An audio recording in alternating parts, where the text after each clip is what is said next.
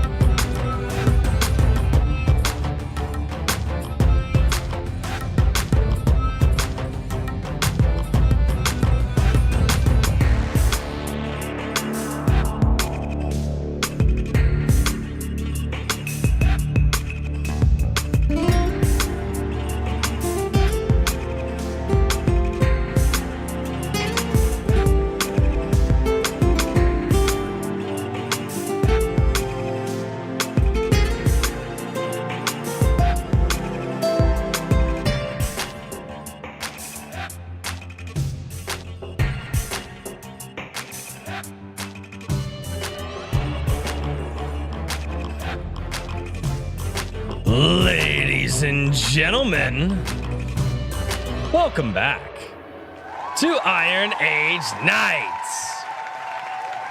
What's going on, Daniel? What the hell?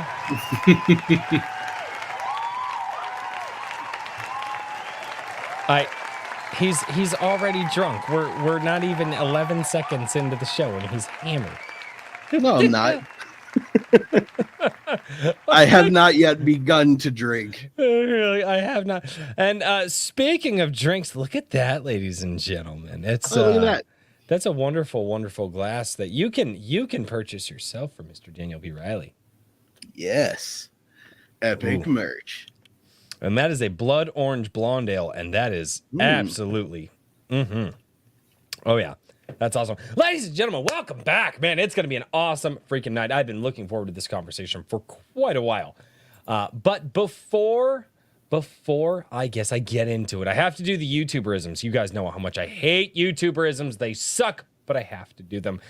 Guys, I got to say this. I did a thing a little while back because my community called me gay a whole lot, and they were like, "Yeah, no, you should do merch." And I was like, "I don't know about it." And they're like, "Yeah, well, it's because you're gay. That's why you're not doing merch." And merch so I started a merch store. I did that thing. I started a merch store. So yes, that's what we're doing. Also, if you guys are unaware, if you guys would like to join the A Drink with Crazy community, which has just a ton of creative people over there. Also meme lords, lots of meme. In fact, all of the creative people are also meme lords. So, but if you guys would like to join the A Drink with Crazy community, I welcome everybody to go over to my Gilded server, join over there, and you guys can hang out with everybody who is a part of this community, who's sharing their creative projects or just talking and just being absolutely insane. It is completely ridiculous. And before I get to introducing my fantastic co-hosts and our awesome guest this week, we have to introduce the most important guest of the week, and that's you guys down in the chat. What's going on, chat? And so down on somebody got over to Rumble, real quick. So over on Rumble, Skunk's Workshop jumped in real quick, and he was like, "Oh, hey, you got merch?" I'm like, yes, I now have A Drink with Crazy merch. Sweatshirts just in time for the fall. If you had weather like I did today, it was 38 degrees and raining today. It was not fun. But I got sweat. Yeah. No, I don't wish. I hate the cold with a passion. I've worked in the cold for way too many years of my life. I hate it. But yeah, there's t-shirts, there's sweatshirts, well, I guess I shouldn't say sweatshirts. There's long sleeve shirts, hoodies. I have some absolutely fantastic pint glasses. Not as wonderful as this pint glass that you can get from Mr. Daniel P. Riley, but they're still pretty good.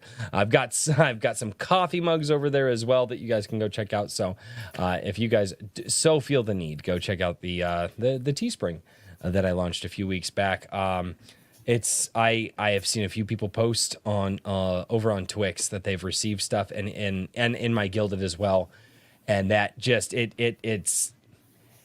really makes me take a step back to be like, wow, that people want to support and rep a Drink with Crazy. It's unbelievable. Thank you all so much.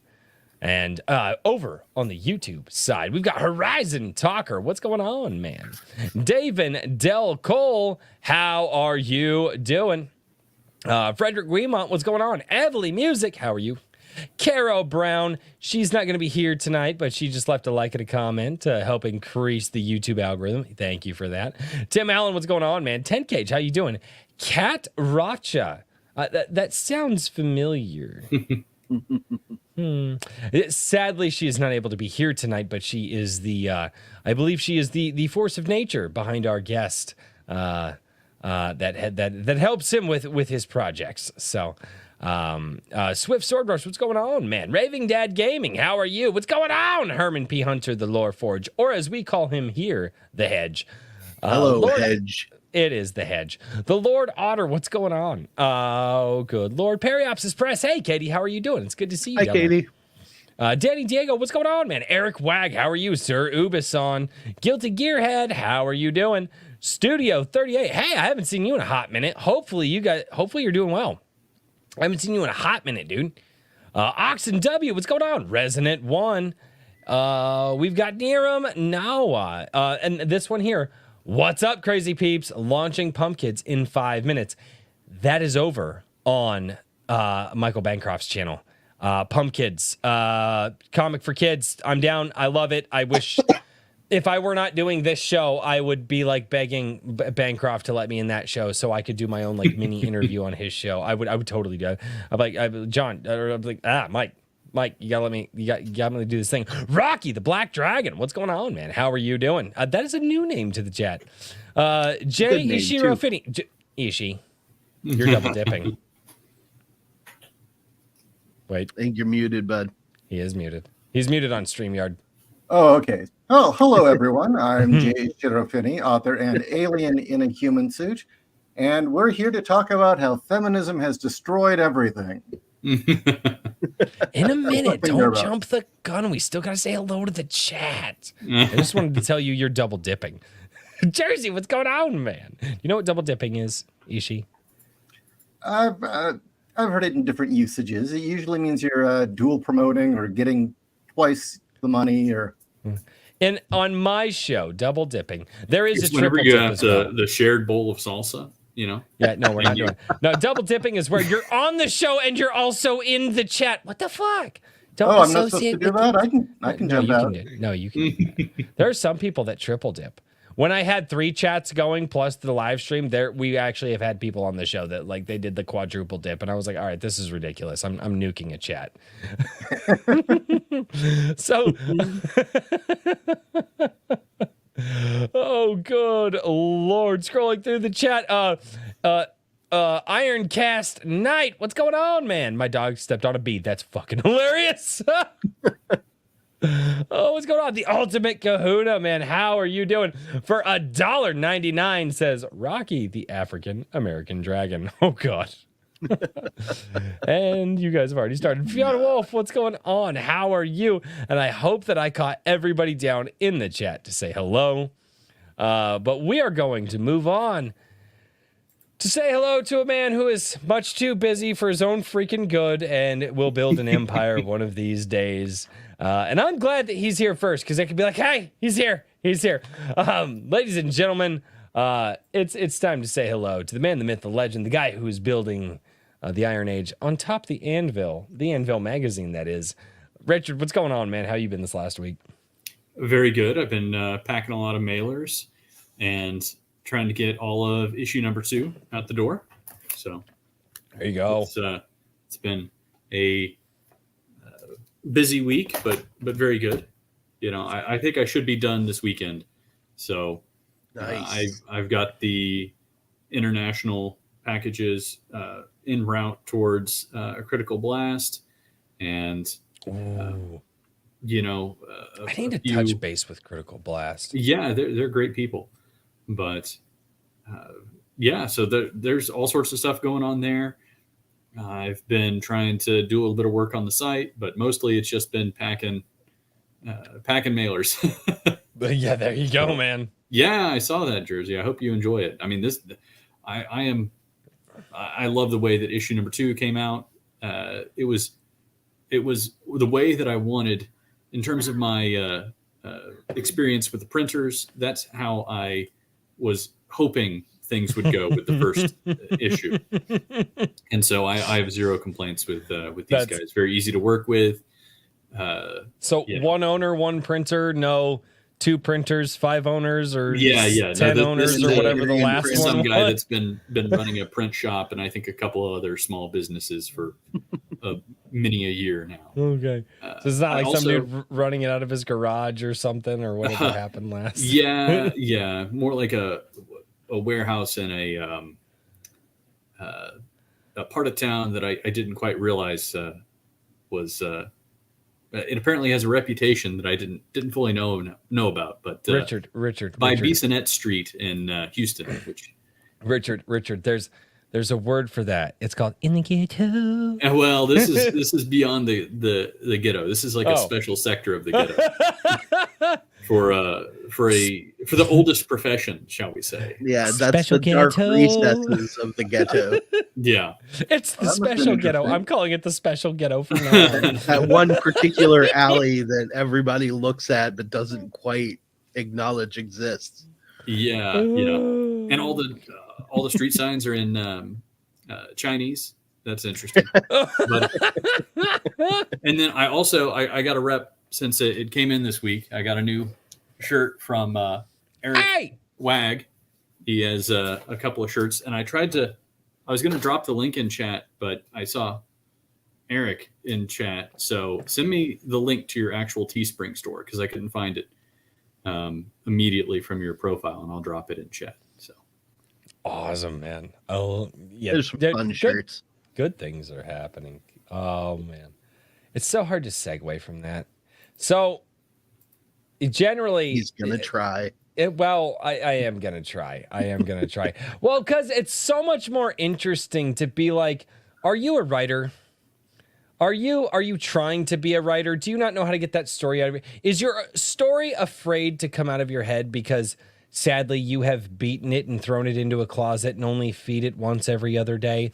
Well, never you mind. If you need to rescue that story, get it out of your head and get it onto the page, call Mr. Daniel P. Riley. He will be that story's best friend, and he will help it get onto the page where it can be loved by all to see. Don't beat your stories anymore. Call Daniel P. Riley. Love your stories. That's Daniel P. Riley at whimsyland.org. Ladies and gentlemen, Daniel, how are you doing? Not a bad infomercial.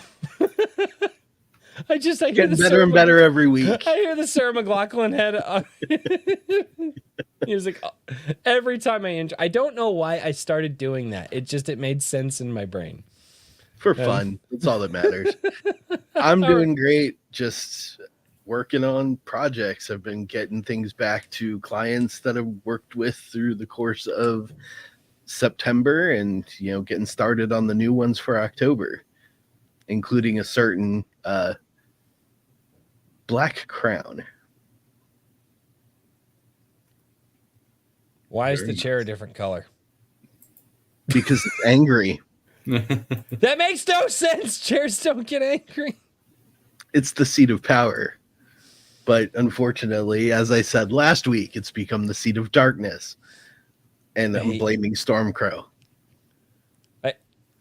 I hate you so much right now. It's a different chair. The Ultimate Kahuna for $9.99 says Ishiro Finney, as a divorced man who pays high-end alimony and child support for children I take care of a majority of the time.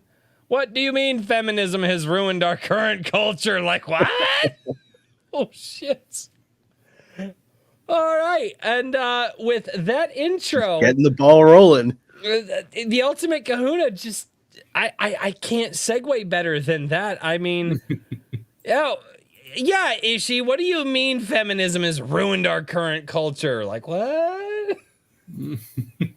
Well, for what is it? But at least 30 years we've been hearing about, women need to be put in charge of everything. At least from the 70s, we've had that. So, well, more than 30 years.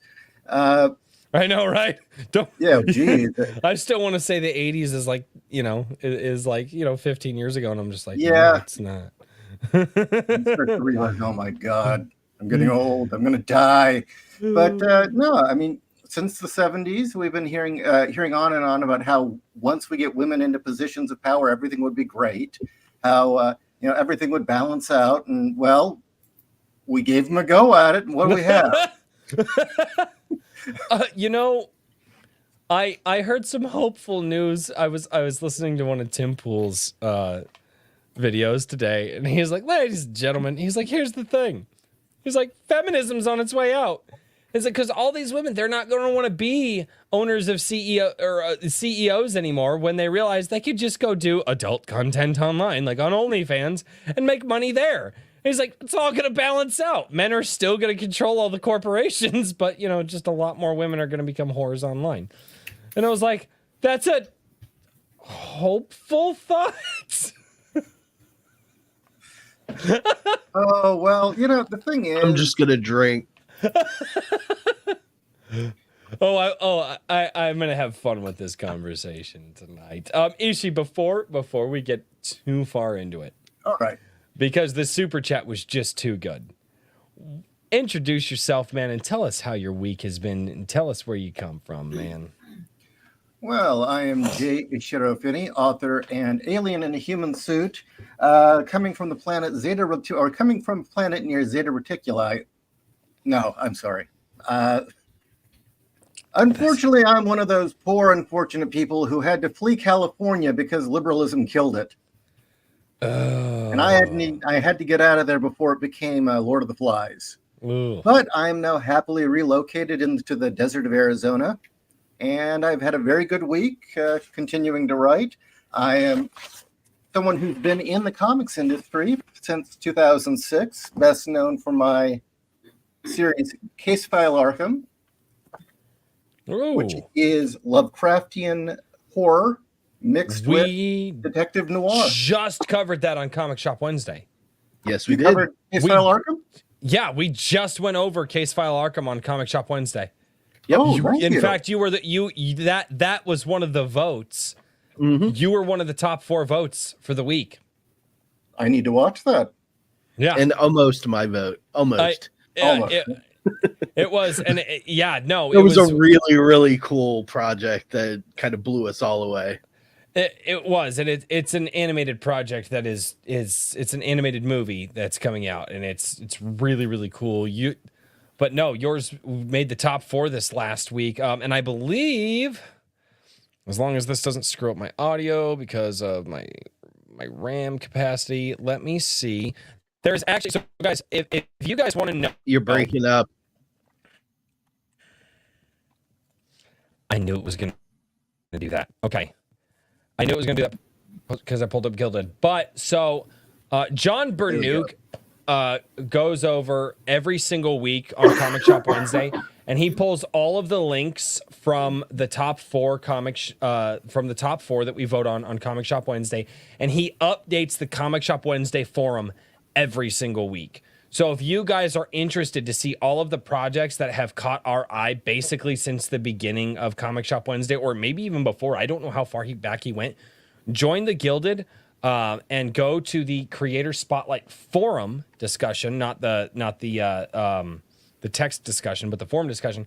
And he is updating that Comic Shop Wednesday forum every single week. And he's just doing that because he wanted to, and he has time. And that really helps me out. So, John, if you're out there, if you're listening, dude, thank you for that, because Ishi's book is there. That Ishi's book is going to be there this week. I had no idea that was you.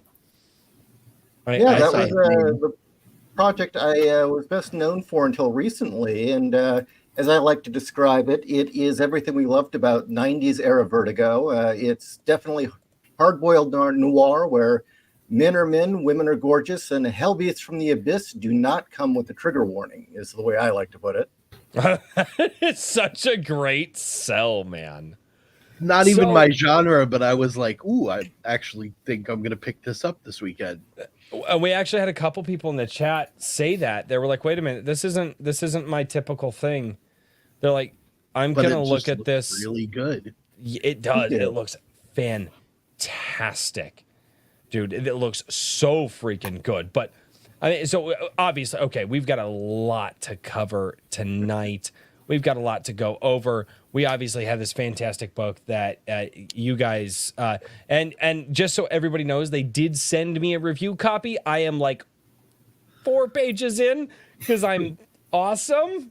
But it was actually those 4 pages that made me completely rethink what the project was and decide to set up this interview. So, and I'm freaking loving what you guys are doing. So, Ishi, man, tell us, where do you get your start in all this? Obviously, you've been in comics. You like, where do you get your start? Like, was it young Ishi? Was it middle Ishi? Like, where does this all begin? Well, through college, I worked in the music industry. I was at a record label called 21st Circuitry Records, industrial and techno music.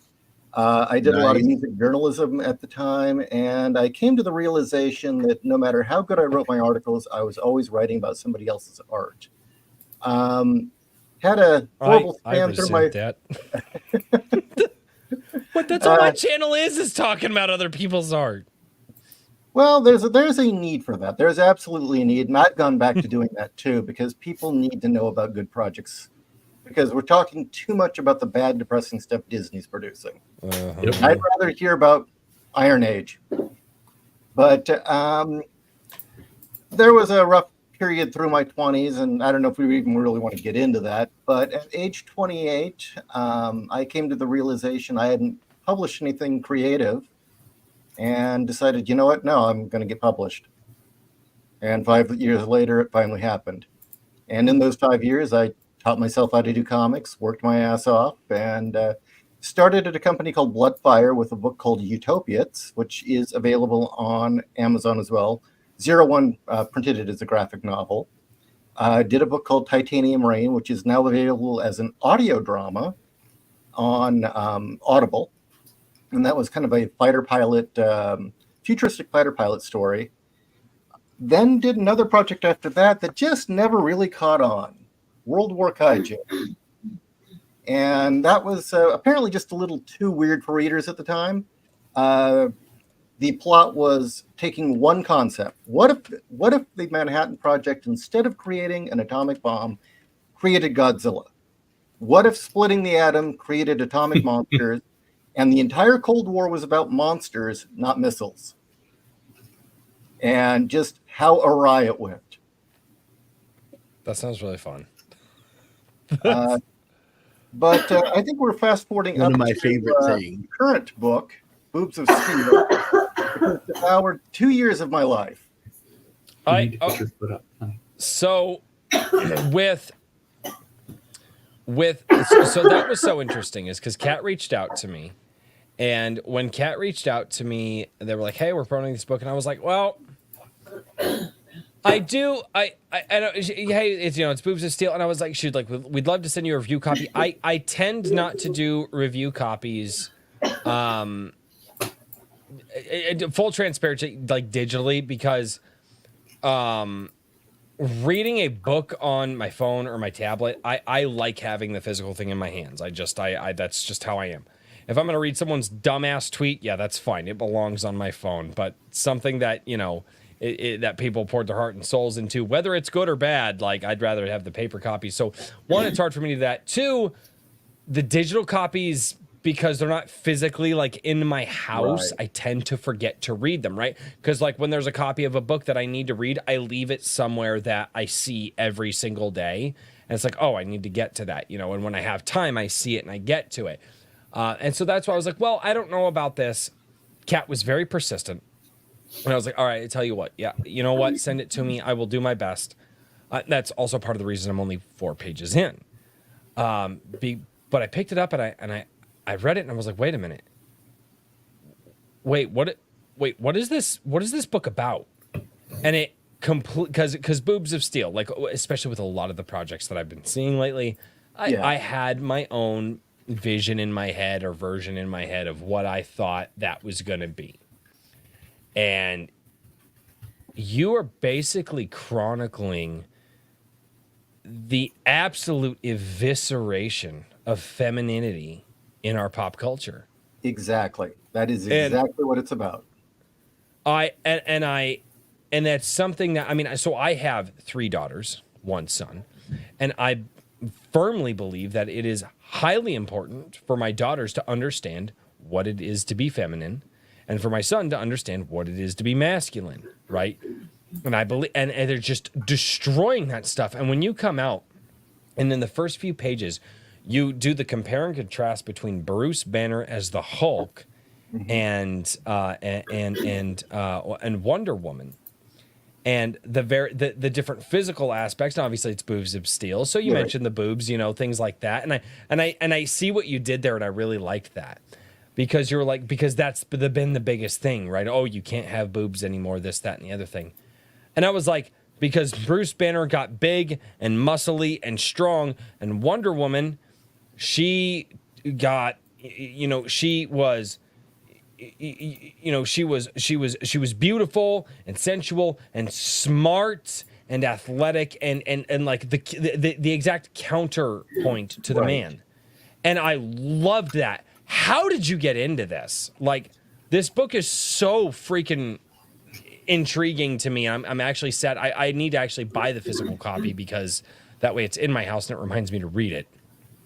Well, it started as that chapter you're describing as just being an article I was writing about the fact that in around 2009, after the big flood of new comics fans came in with Big Bang Theory and suddenly nerds were cool, we got this flood of women, and the first thing they went after was the Amazonian archetype, and there was the constant, well, boobs are bad, boobs are bad. You know, no one ever said why. It was just taken that was a horrible thing. You know, we got to ban Power Girl because of boobs. We've got to ban Lara Croft because of boobs. We got to change. Yes, horrible. And it just kept going and going and going until we're here today, where not only is it, you know, we're complaining about characters having breasts at all. We're having people complain about people looking feminine at all, women looking like women. And that was kind of my point, was that how did we go from, you know, this kind of almost worship of the feminine strength? You know, the superheroine was feminine strength, and that she was hyper feminine because, of course, why would what else would Wonder Woman look like? But if she is the embodiment of feminine power, of course she's going to look hyper feminine. How we went from that all the way to teenage girls cutting their breasts off and trying to look masculine. And that is something, and that is something that is staggering to me. It's a conversation that my wife and I have in the house so much. Yeah. And it's one of those things. It's, you know, we're like, but wait a minute, why is this bad? You know, because we think about back when we were kids. Because my wife and I, we vet everything that our children watch, right? Good. And my wife and I look at a lot of things, and you know, there are some cartoons even back in the day, or even some anime back in the day that we would watch, and we're just like, wow. Like, as parents, we're just like, that chick is literally almost naked, and I'm like, but I was watching it on Toonami when I was like 8 years old. It was fine, right? And nobody batted an eye. And when I was a kid, I'm like, well, I never noticed she was half naked. I just, oh, pretty girl on screen, like whatever, back to the action, right? And it was just because it was just a feminine feature on the screen. And somewhere along the lines, I think, I don't know what it was, but they really wanted to go after good femininity and like really try to promote the bad femininity, which is like the OnlyFans stuff, right? Like you're not allowed to have boobs in a superhero movie, but these women are empowered online to go and do the nasty things that they do in the videos online. Well, and where the hell did that start? Well, actually, Wait, it's good that you feminism? bring that up because although it doesn't really get covered too much in this book, the next book, it will cover it quite a bit. One of the things that started the article was my wife's continued complaint of why is it that whenever there is a busty woman, she either has to be an idiot or a bitch or a whore. Why is it the ultra feminine woman has to be one of those three things? Why can't she just be the effective? I like to bring up She-Ra, the old She-Ra in the 80s. Yeah. She was hyper feminine. She didn't wear a lot of clothes. But you know what? You know why that was kids appropriate is because she was a sexually mature woman, not doing sexual things. Never did the camera was never looking down her cleavage or looking at her. It was just portraying a person. Yeah. Yep. And somehow we went from a sexually mature adult being a heroic woman to a gender confused little girl who turns into a man and is engaging in unhealthy sexual relationships with the new She-Ra. Yeah. Yep. And there is definitely a war against healthy femininity. There is a real hatred of it. And I can get into where I found that led. But what began as an essay turned into a 3-book series because I fell down a rabbit hole and it was just, I was at right place, right time. And I'm like, all the trans stuff started happening. And I was seeing all these characters getting turned into weird, non-gendered, amorphous things. I've referred Along to that them as line- chimeras on my channel. Sorry, Richard, go on. I was going to say along those lines. Do you feel like there is a mutual attack on both masculinity and femininity, in not necessarily, maybe not in exact equal parts, but if those things are being attacked, what is like in your mind, or as you would put forth or propose in the book? Well, what is supplanting those things, if anything?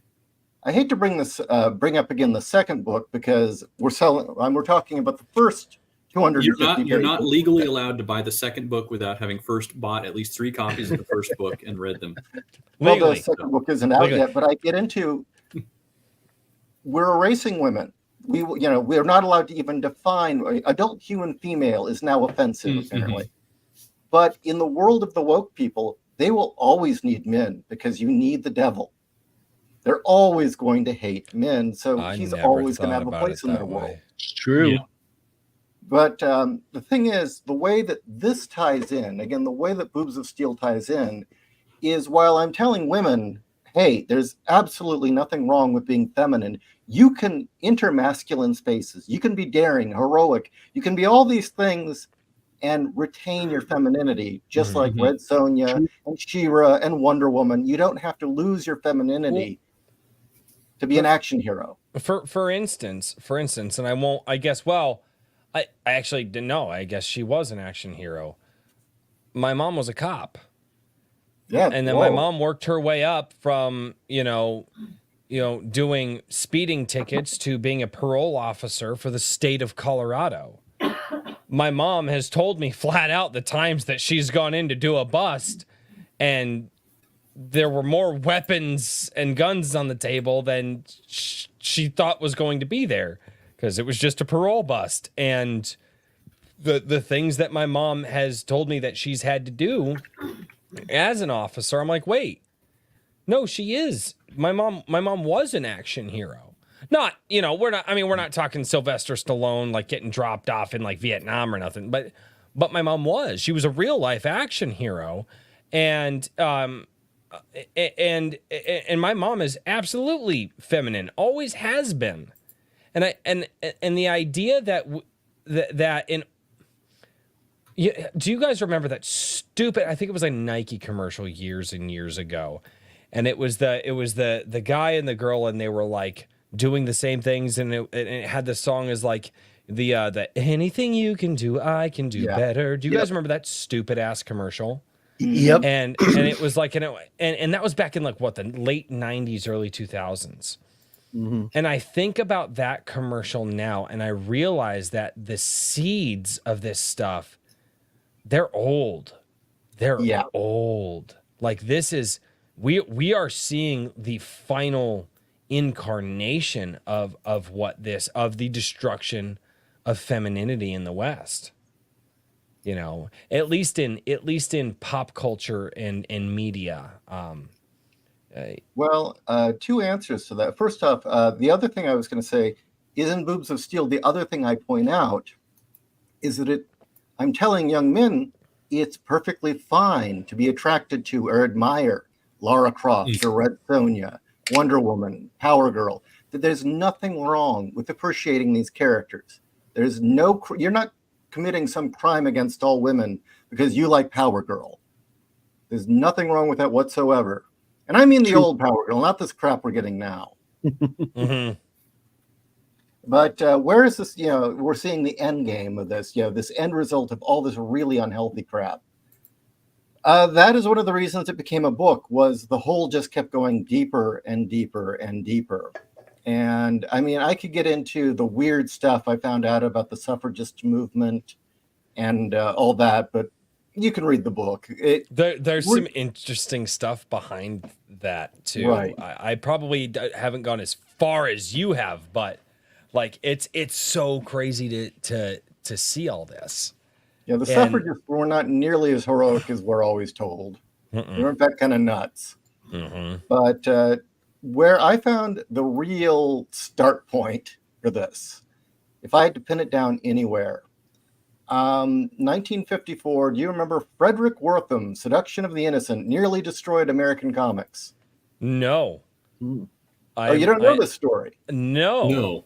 This is news to me, at least. This is, It sounds familiar, but I'm 45 and I probably have forgotten. I'm not an old, so. Well, it kind of was for years. I mean, it was kind of comics legend. It was just something that if you read comics, you knew. And that was that in the 1950s, there was this guy, Frederick Wortham, who published a book called The Seduction of the Innocent that was claiming that comic books were turning women, or little girls into prostitutes and boys into psychopathic killers. And it was doing all this horrible stuff. And that's why comics needed to be regulated and banned. And that's where the Comics Code Authority. That's where the Comics Code came from. Okay, yes, I do know about this. And the story we're always told is that it was a conservative Christian. There was some Bible thumper that did this. Was the story that was always told.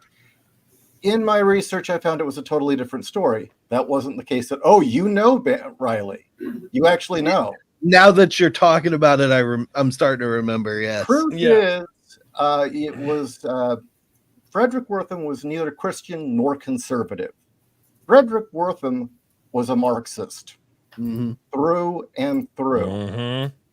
And he wasn't Christian either. He was actually very, very left-leaning. He was a German Jew who had fled the Holocaust, lived safely in New York, but after the war had passed, he had decided, well, you know what?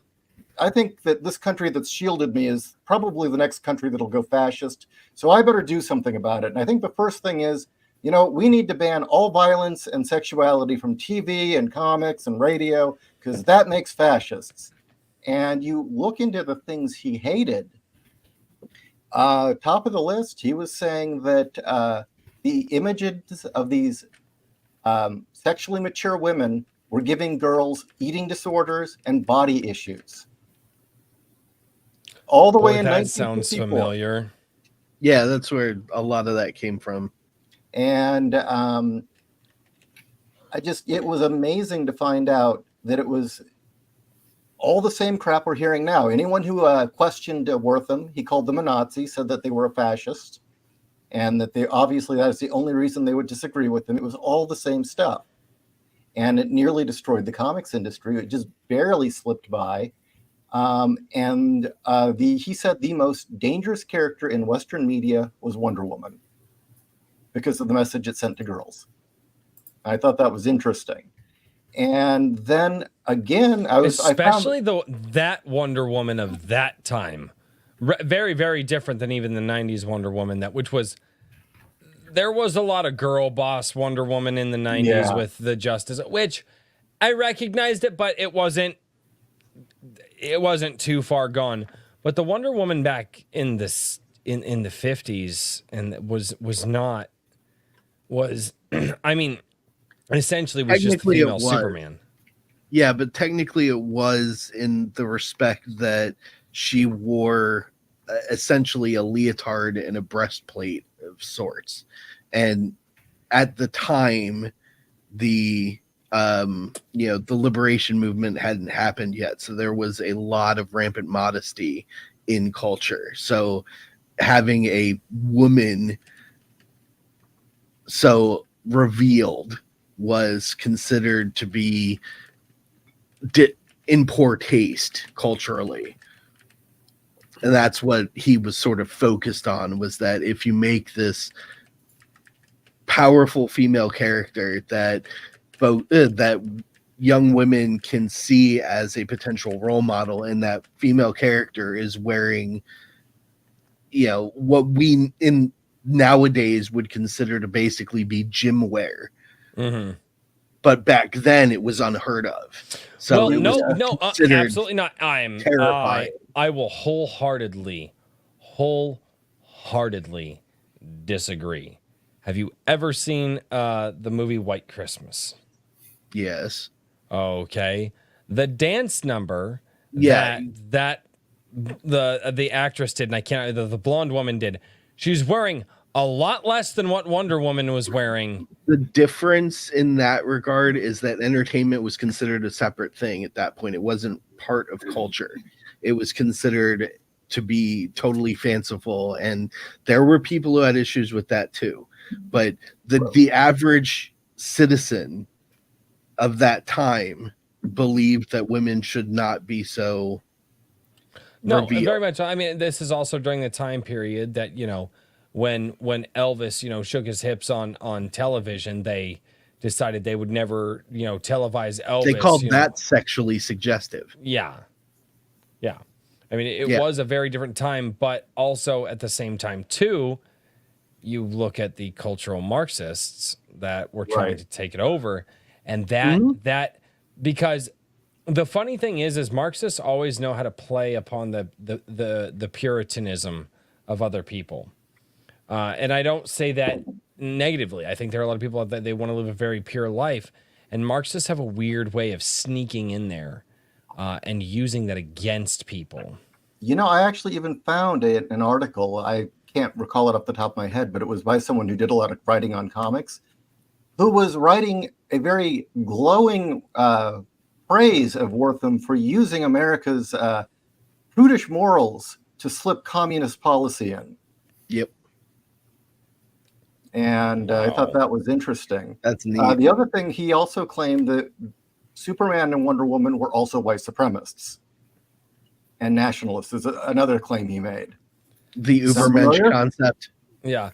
Don't you love how all these modern day Marxists think that they're being so revolutionary? It's like, guys, you can go back and you're not new. You're literally spouting something that somebody spouted 50 years ago. Or no, well, more than that now, 70 years ago. Mm-hmm. Well, another thing I was going to say is that I found that really what it is Wonder Woman's kind of a cultural touchstone in a sense, that she was considered the most dangerous character in print by Wortham in the 50s. Then in the 70s, when Gloria Steinem wanted Wonder Woman to be their mascot for the feminist movement and put her on the cover of Ms. Magazine, that was so divisive that it split the movement forever, and it destroyed the friendship between Betty Friedan and Gloria Steinem, because Friedan very much was against the idea of using mythical characters and mascots, and especially a woman that was white and beautiful to symbolize their movement. They didn't want that at all. Mm-hmm. And that was the first real break in the women's lib movement. And that half the audience, half the readership of Miss Magazine was very furious. And then when Linda Carter got the role of Wonder Woman in 75, the red feminists, specifically, they were called the Red Stockings. There was the Marxist branch of the feminists, just protested, raised hell, screamed, yelled, accused Steinem of all these different things, accused Carter of all these things, because how dare they choose a beauty pageant winner to play their mascot because she's attractive. And then I bring up in the book in 2016, Wonder Woman is again the center of controversy when Frank Cho gets booted off the book because Frank's drawing her feminine and Greg Rutka can't handle that. And that same year, when the UN had named Wonder Woman as an honorary ambassador for women and girls, the feminists and the Islamists united in protest and had her removed, specifically saying that her boobs were too big. That was their number one complaint. And that second, she was white. So Yeah, I remember that. Yeah, I actually remember hearing about that at the time. I forgot about that. At the time, I just thought it was silly and moved on. I Didn't even think about it after that. So but again, going back into history, how many things would we look at and go, oh, that was silly? And knowing what we know now, how many of us would have raised the alarm bells? Right. If we could all go back and just ding ding, like all of us would have YouTube channels back then screaming about the guys, you don't know what's coming. This is not a good, there were hindsight's always 2020, man. The rule is my hindsight's always blurry. What? You can't let them in the room. It's that simple. I mean, once you let them in, they never go away. They infest and they destroy what is there. Yeah. And you can even trace it even further back, because I think it was in 1935, the first sci-fi convention. Asimov and his group of commies tried to hijack the convention and make it about communism. Yes. This has been going on forever. They suck. You don't want them in your group. You cannot be tolerant of communists. They're terrible people. Mm-hmm. That's why sad, because I'm an Asimov fan, but yeah. Well, it's I mean, my wife and I love a lot of bands out there that are, as red as, the Soviet Union. Like, there's a lot of bands we loved growing up, and we're just like, I love their music. And they're like, yeah, but they're, and it's like, and it's one of those things. It's like, in some instances you do separate the art from the artist, but, when they pull crap like that, I was listening. Who was I listening to? I was listening to Eric July and Razorfist talk the other day. Eric July and Razorfist did an awesome conversation the other day. And one of the things that Razorfist had mentioned is he's like, the Marxists have always believed that if they just go grab those seats of power in like the cultural movement, it's like, okay, well, the culture has all these people over there and they love this cultural thing. Well, we'll just become the heads of that cultural thing, and therefore now we have all the people. And it really does seem like that is just their play. They weasel their way into the heads of culture. It's what we've seen like on blast in just an obnoxious way with Disney, Marvel, DC, Star Wars, I think I named companies there multiple times, but it's what we've seen with modern day Hollywood media is that these Marxists have come in and they go, oh, we want people. Well, if we just control the thing that everybody loves, then everybody will just love the thing that we're making. And it's like, it's not quite how it works, but that is how Marxism functions. Right. Mm-hmm. Well, they never actually create anything. They always hijack someone else's thing and wreck it. Mm-hmm. Yep. And burn it to the ground. And then when they're done with that, they go to the next thing. And it's not just in the last decade either. As you've pointed out, there's a correlation between third wave feminism and Marxist influence. And that's really where the major polar shift happened over the last 30, 40 years. Mm-hmm. Bad news. I've got some bad news for you. goes back to the suffragists. Most of them were I'm sure. socialists. I'm sure, but what I mean is that Daniel, give it Daniel, hold that point. Ishi, say what you just said, and then I want Daniel to make his point. Most of the suffragists were either socialists or communists. yeah, I'm aware. But what I meant was third wave feminists moved into the institutional education system in the beginning of the movement. And when they did that, the Marxist movement glommed onto them and started to manipulate their ideologies because they were very angry. And in doing so, that set up multiple generations of young people going through the colleges, the institutes of education, being indoctrinated into both third wave feminism and by proxy Marxist ideology. And then those people spread out into all the things that we're talking about. They got jobs within the companies of entertainment and social activism and all aspects of culture, because that's always been their focus, is to manipulate culture. And when they did that, the result is what we have now. All these people have moved into positions finally where they worked their way into, or manipulated their way into positions of power over things that we now are aware of. May I make a slight alteration to the point that you just said, because it's something that I've been thinking about for a while. They weaseled their way, as you said, into the education system, right? The universities, the colleges, and all that. For the last 30 years, these are the only people that have been teaching in colleges and universities. And the public education system. It's been the public education since 1976 when the public when the federal education.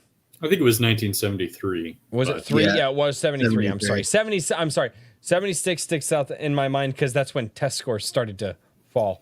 Right. But it took a couple of years. Yeah, it took 3 years. It took 3 years for test scores to start falling in America after we did the federal education. But what I was saying is they've been teaching in these schools for so long. Eventually, those are the only type of people that could be hired. Right. It's not that they eventually just pushed their way in. It's that those are the only people out there because they were taught by these people. Yep. They're the people who control the education system. And remember, they have pushed, and this is, thank God I didn't go to college because I sniffed this shit out when I was like 16 and I knew that it was wrong. The people who control society and the culture are the professors and are the teachers.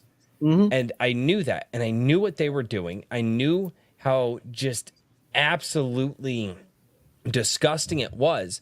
And eventually you're going to reach a critical mass where the only when they say, well, if you want to function in society, you have to go to school. You have to go to school. You got to go to college. What are you going to do? You got to go to college. I think people look everything at me and requires a degree now. Yeah, and I've had people look at me and they go, well, boy, you have 4 kids. Like, man, that's going to be expensive to send them to college. So why the fuck would I send my kid to college? And I genuinely get offended when people look at me and say that. And they're, well, I mean, they have to go. Bullshit, they have to go to college. Biggest lie ever. Get a liberal arts degree. Yeah, it's the biggest lie on the planet.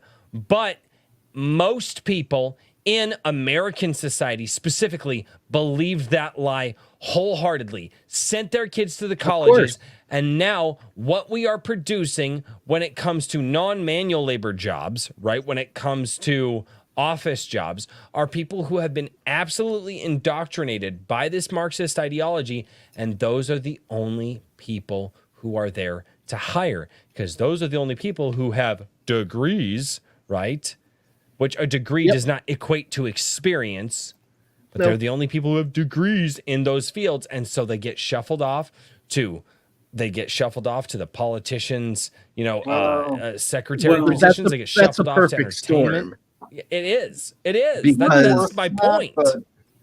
Because there was I could go for an hour on. No, we could go on. It wasn't You that was the simple. teacher. Actually, Go, Let's- go, let's move frolic, on. my children, run free. No, No, Let's- I was going to let's let say, Ishi you're getting take the into the stage. education part, and that is another reason I wrote this book, Boobs of Steel. Mhm. It isn't just about what went wrong. One of the reasons this became 3 books is I realized that I couldn't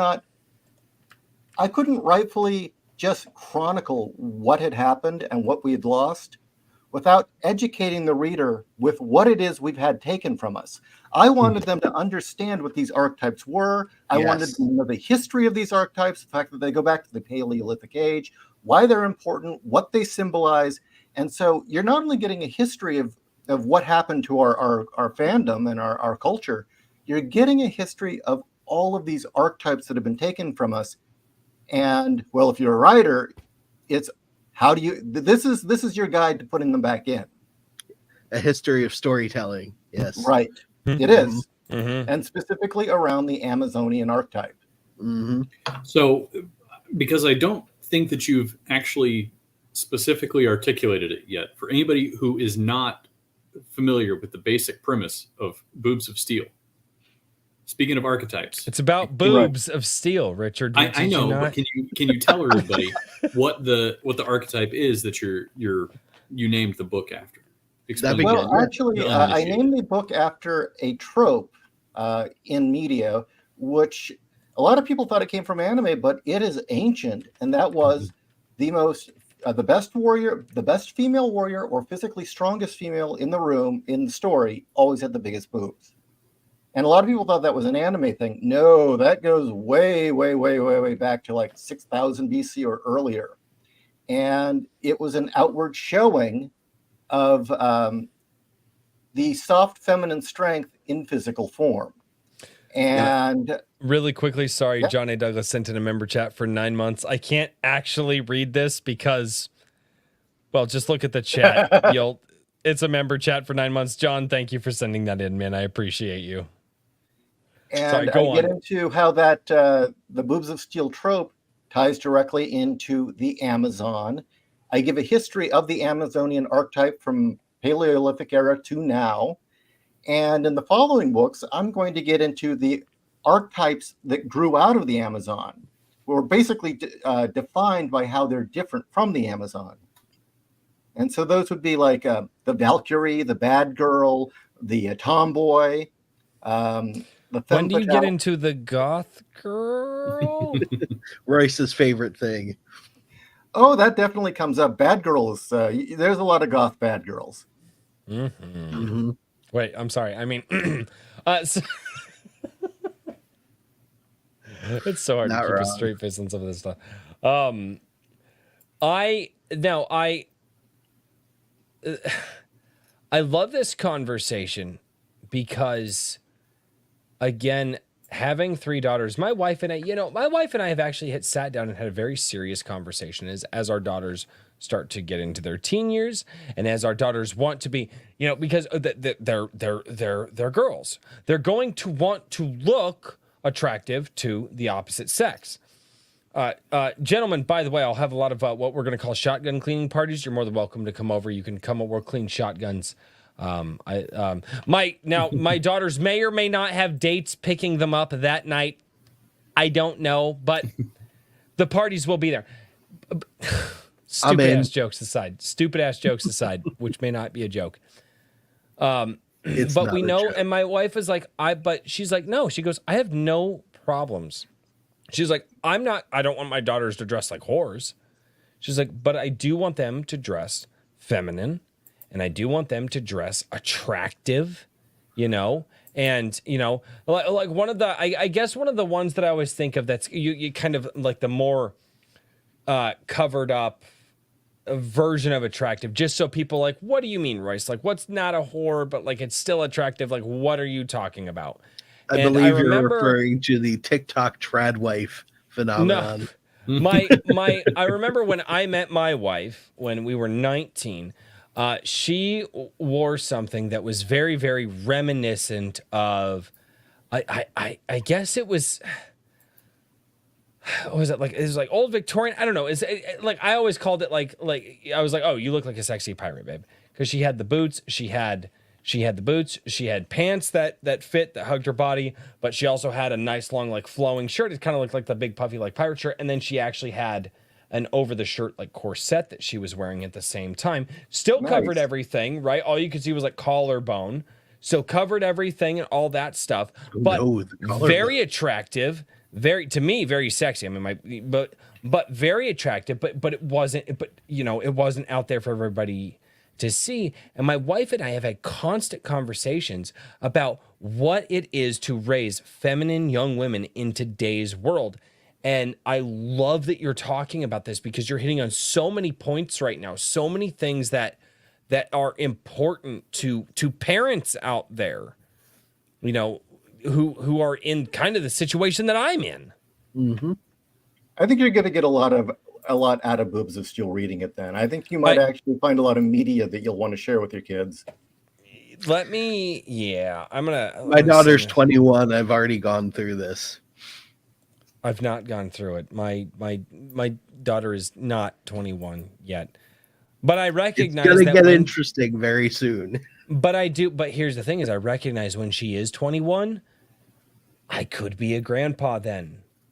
Like that's I mean, true. Well, realistically younger than that, hopefully not, but you know what? If it happens regardless, it's my grandbaby. Like I don't give a damn. Like but there's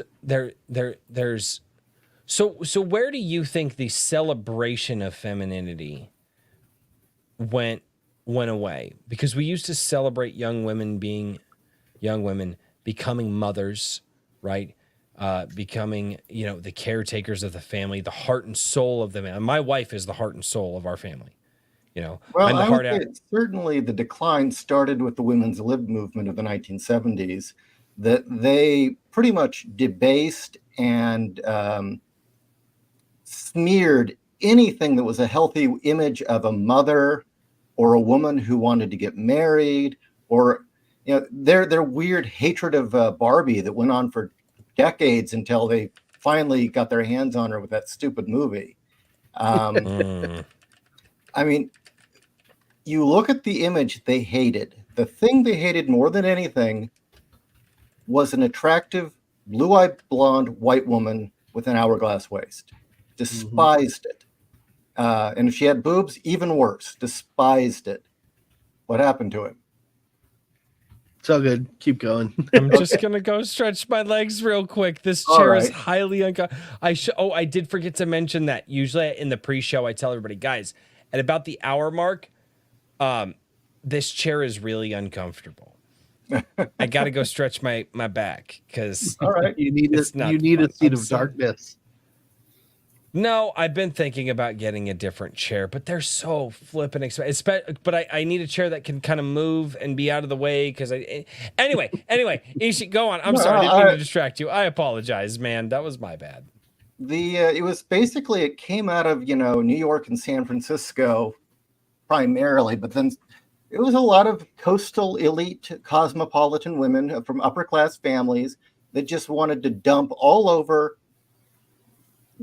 attractive white women for some reason, just freaking hated blonde women, and they wanted to dump on women who were happily married or wanted to raise kids. And really what it came down to is if you were attractive to a man, you were horrible. If you wanted to be married to a man, you were horrible. Somehow these were all crimes against all women. If you didn't want to leave the house and abandon your kids and work nonstop like a man, you were a horrible woman. And as time went on, they kept portraying more and more this image that being a female was this horrible, horrible thing. You read all the feminist lit from like 1970s on, it was just constantly going on. Well, a woman means living in abject fear all your life.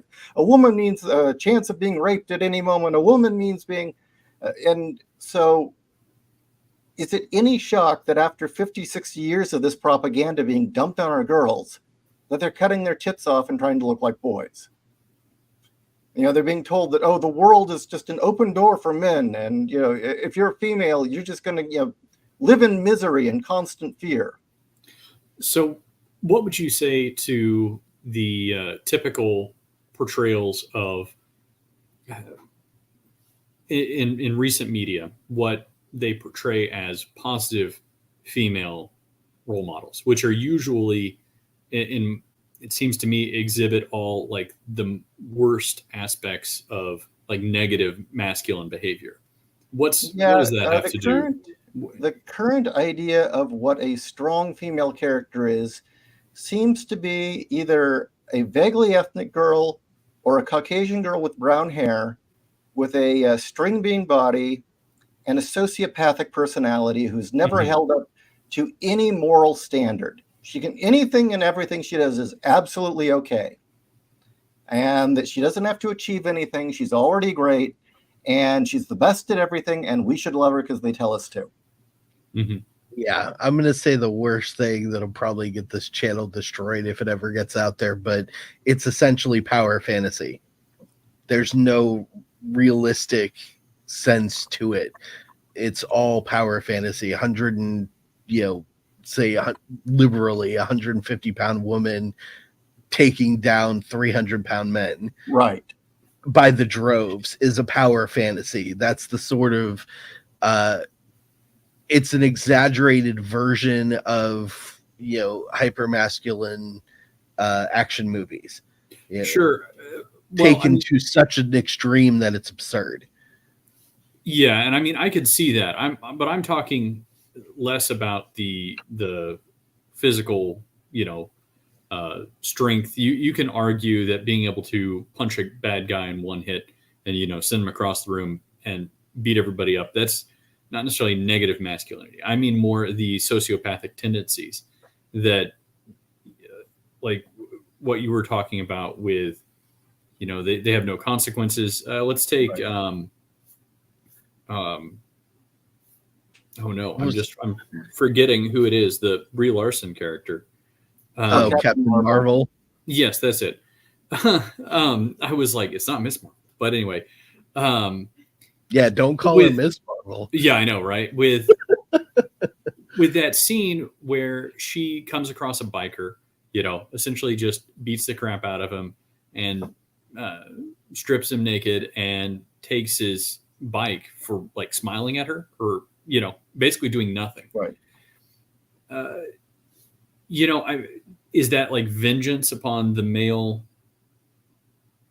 character? Is that like just vengeance on masculinity, or is that something else that's being acted out? Because you see that kind of thing very frequently, I feel like. I'm not even going to profess to understand what goes on in the workings of the minds of the people writing this garbage. Okay, yeah. But all I will say is that it's a real window into someone's mind that their fantasy of being, their power fantasy is being able to hurt anybody they want and it being perfectly fine. That seems a little odd. They're having no standards, no moral compass. Everything you do is going to be okay and right. They are morally bankrupt characters with no personality. They never have to achieve anything. They're psychopaths. There's really nothing left to say about. And it's like the people writing this, what does it say about them that they think this is the image of a strong woman? Well, yeah. That particular, if they even think that there is such a thing as a woman, you know what I mean, yeah. Is a strong woman, you know what I mean. But that particular scene you were talking about, Richard, is a direct parody of Terminator. That's the "give me your clothes" moment. And it's a hyper masculine moment where the big giant Terminator dude looks at another guy and goes, "Give me your clothes." And so the female power fantasy is the mindless machine. Yeah, essentially that was their parody of the Terminator moment, and that's what they were going for. This is cool. These people have all said it's cool. We're going to put a woman in place of the big giant Terminator man and do the same thing so it looks cool. It really communicates what they get out of these films then. And it just goes to show that they really don't value women at all, because all of these women who they say that, oh, well, we adore these women, they're so powerful, they're so, well, then why the hell are they acting like men? It just goes to show they only value in these industries, and I really do believe this, they only value men. They only value male power, the perceived male dominance, right? And they are trying to impose something on the female the females in media in order to try to say that, well, look at how awesome we are as women. It's like, but that's not a female trait. Well, you're showing your hand. No, I would say they're not even acting like the worst traits of men. I would say that they're acting like toddlers throwing a tantrum. Because even when a toddler throws a tantrum and breaks things, you're not going to punish them for something they don't understand. Yeah. True. Yeah. Very true. Not wrong. They're acting like infantile children. It's just so strange, and it's so strange because, and it's why we talk about it, because it's like, how the hell did we get here? Obviously we all. What is the thing that the number one word used in what we'll call leftist, liberal, whatever, political, the number one word used most in any of their jargon arguments? Validate? No, privilege. No, privilege. Oh, God, yeah. That's what it's all about. The concept of male privilege is what they're after, essentially. They want, at least those who are bandying these concepts about in entertainment, they're trying to shift the paradigm that they think is actually a thing. It's mostly an illusion, but they think that it is a real thing, and they're actively fighting. It's all about male privilege until we say, okay, well, why don't you go, sign up and sign up to be, a construction worker? Why don't you go work sign up an to oil be rig? A bricklayer? Go work on an oil rig. It's all male privilege until, hey, how about this? Why don't we get rid of that dumbass rule that says that women can't be a part of the draft? Boy, do you guys remember that about a year and a half ago? It's all male privilege until actual real world hard work to your bone work, or go and be drafted for a bloody war that nobody wants to be a part of comes into play. Then the men can have that. We just want to have the positions of cultural influence and power and money. Well, that's it. That's it. Exactly. The thing is that they don't perceive privilege as being. This is one of, I think, the fundamental shifts in understanding what's being said.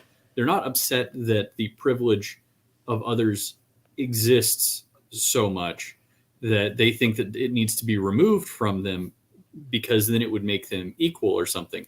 It's status gains. It all boils down to status entirely. Yeah. And what they want is the status that they perceive other people to have. Just because one man doesn't have the status that they want doesn't mean that broadly men in general, or even if they would agree that all men are of lower status than them, if it gained them more status by further attacking men, it would still be done. You know what I mean? That's the like very lowest level thinking is ladder climbing, essentially. But not on an individual basis, on a collective basis. But they want their little collective to be that goes back to what we talked about with the Marxists and the Marxist takeover. Yes. And how they view it. They don't.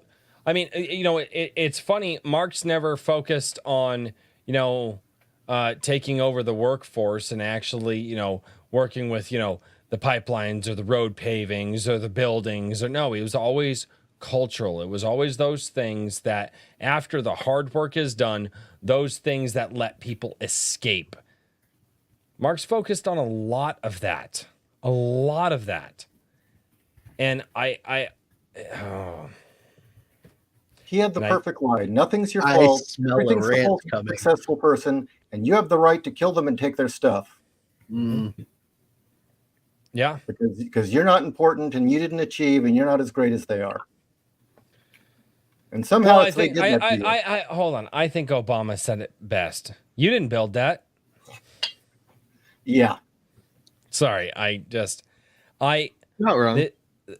Dude, this is, and it is so infectious in society, and it's why I will say this, although I don't agree with everything a lot of these guys say, but it's why we've seen the rise of people out there talking about. I mean, Jordan Peterson is a father figure for young men because with whatever this movement is, and I think it's parallel to what you're talking about, Ishi.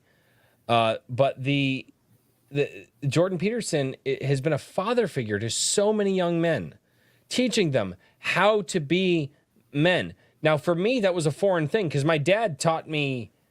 My dad taught. Well, I will say this. My dad taught me half of how to be a man. My mom taught me the other half because I was lucky enough to grow up in a household with a mother and a father. And and I realized at a young age, I've always told people, that's a whole nother issue. Dad taught me how to work with my hands. Mom taught me how to work with my mind, right? And I am equally good at both. That's what I've always told people, and I believe that wholeheartedly. But, you get guys like Jordan Peterson out there, and these young men, and you hear the stories of people coming up to him. You hear, Dan Vask. Dan Vask is definitely in this space that we're getting into. He talked about how Jordan Peterson impacted his life. I mean, how is it that essentially a professor from Canada who now becomes an online personality is now a father figure to millions of young men around the world, and young men are looking for that. They're looking for some guidance. They're going for that, and they can't find it. But all over the internet, it's all about, girl boss this, girl boss that, grow yourself. Women are rah, female empowerment, this, that, and the other thing. We're just as good as they are. And then they turn around and they say to that, they say we're just as good as the men are. We can do everything the men can do. And then they turn around and say, men, you're worthless. You're useless. It's like how they have crafted this assault on the sexes so perfectly for the last 70 years. Mm-hmm. And it's because they've done it both. They've lied to the women and told women that there's something that they are not. And they've lied to the men and told the men that they are something that are not. And they've inverted people so much. And it seems to have worked. But it seems that with guys like yourself who are pointing some of it out, that the bullshit is the bullshit's about run its course. There's something in men and women that are very, very different. There's something about men that women don't seem to have. And I think it's because we're the genetic wild card. I mean, if there's a mutation that's going to happen, it's probably going to be a man. That's why, men get more genetic diseases. You get psychopaths, you get geniuses. And that is, no matter how hard they try to constrain the male, there's always going to be those handful of, sons of bitches who are just going to say, screw you, I'm going to do it my way. Mm-hmm. And I don't care what you think. Mm-hmm. And I think that's part of it. Why are we seeing a rise of people like Peterson, who I quote numerous times in the book, by the way? The reason being is because fathers are criticized when they only spend time with their son. Oh, that's being sexist. Male mentorship is discouraged. Oh, that's being sexist. Mm-hmm. In fact, growing up, I even remember there were all these different programs to get girls into the sciences, get girls into different, sporting events, get girls into writing. Wasn't a damn thing for me. It was just assumed I had an open door. No, I worked my ass off for it. Mm-hmm. And I don't know. There's also a thing about a lot of these girls seem to think that they need to be told first they can do something, where how many guys just say, I want that, and figure out a way? Mm-hmm. Yep. Yeah. Well, Yeah. I have a question The for builder you drive. that's a little bit back towards the book, and that is, like, we have a lot of indie authors, a lot of indie creators that are watching right now. What are what are some of these archetypes and tropes and things like that that you found in put into Boobs of Steel and the subsequent two books? Like, what are things that they should be looking at? What would you tell people to look into to include in their fiction? Stuff that they might not have been exposed to because of the current state of things. Okay, what to read or Well, what no. I mean, like these ideas. Like, what are some ideas that, like, we've talked about how bad things have gotten and how Right. pervasive stuff has been. What are some good kind of touchstones that you think you cover in Boobs of Steel? Well, the first book, I focus very heavily on the Amazon. Mm-hmm. And in that term, the things I would say for young writers to focus on is one, I would say we need to bring back to our characters a sense of beauty, a sense of honor, a sense of duty, pride, moral compass, Mm-hmm. and sacrifice to others. And that's both ways. In terms of female characters, I focus on the Amazon because she is the initial archetype for the West, at least, that was the woman who could walk in a man's space or walk the masculine path, but remain incredibly female. In fact, she was hyper female. She never lost any of her feminine strength or power.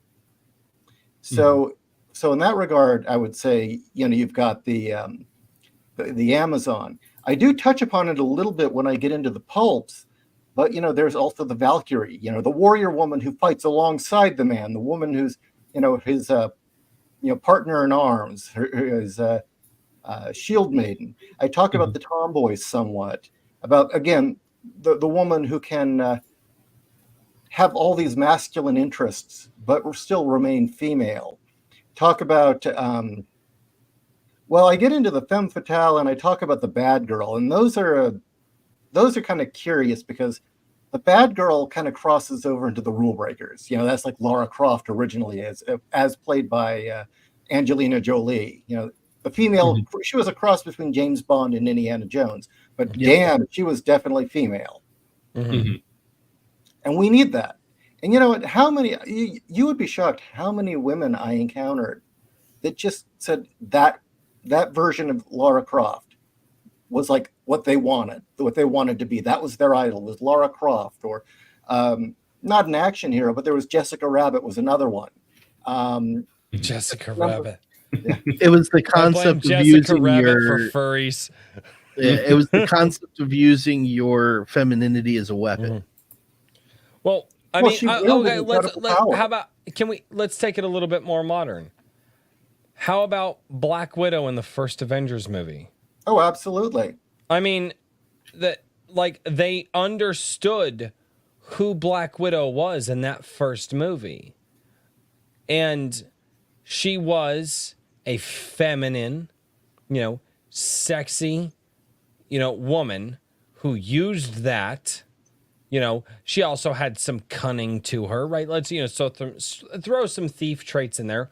But I mean, you remember the scene. It's Scarlett Johansson in the little black dress. She's tied up. She's playing the innocent damsel, so to speak, and then all of a sudden the true colors come out, and the whole, Scarlett Johansson, and she executed the role very, very well. And it's like, where did that go? Did women? She killed it. I had a thought a minute ago. That's literally what happened. When you get a man, and let's say that these two things that I'm about to say, they can do them correctly, right? They can do them 100% the thing. When you get a man who can do the 1,000-yard stare, other men pay attention, and they get what's going on. The equivalent is when a woman does that 1,000-yard stare, men melt. and that is the power of femininity, right? I mean, think about it. I mean, I've been married for 13 years. I get the stare once in a while, and I'm going to tell you right now, nothing will make me melt more than that stare. But again, the equivalent on the opposite end is the masculine stare. My dad, I'm 32 years old. Well, I'll be 32 years old very soon. My dad gives me that stare. It's like, fuck, I'm in trouble. All right. Yes, sir, I'll get it done. Like, yeah, I understand that the ball got out and I need to go fix the fence. Like, it's a very different thing. And I don't think that. When did women forget that they had that power? They didn't forget. Well, you know what? I think you'd need a female to answer that. Well, it just so happens that I have a few females in the chat. Yeah. Ladies, But I don't think they forgot. Ladies, for those of you, and now I'm sure for those of you in the chat, answer this question for me. Obviously, I have the male 1,000-yard stare, which when that guy does it right, other men pay attention and they get to work. The female version of that is when the female does that 1,000-yard stare, men melt. Right? That's the power of femininity. Right? It throws us off our guard. It throws us off our game. It actually is one of the few things on the planet that can put men in a vulnerable situation. I think one of the things is, ladies, when did give me a second. Ladies in the chat, when did women forget that was a thing? When did you feel that women forgot that kind of power that they have over men? Like RH Snow just said, we were told to hide it. Oh. When did that start being a thing? That's what I mean. I don't think they forgot. Okay. That's interesting. All right, Snow, if that's the case, I can say it was when women started being shamed by other women for being feminine, being told that they were pushing women back 50 years for being attractive or being attractive, beautiful, and attracting men. Being told that. So she says they didn't forget. We were told to only use it for sex.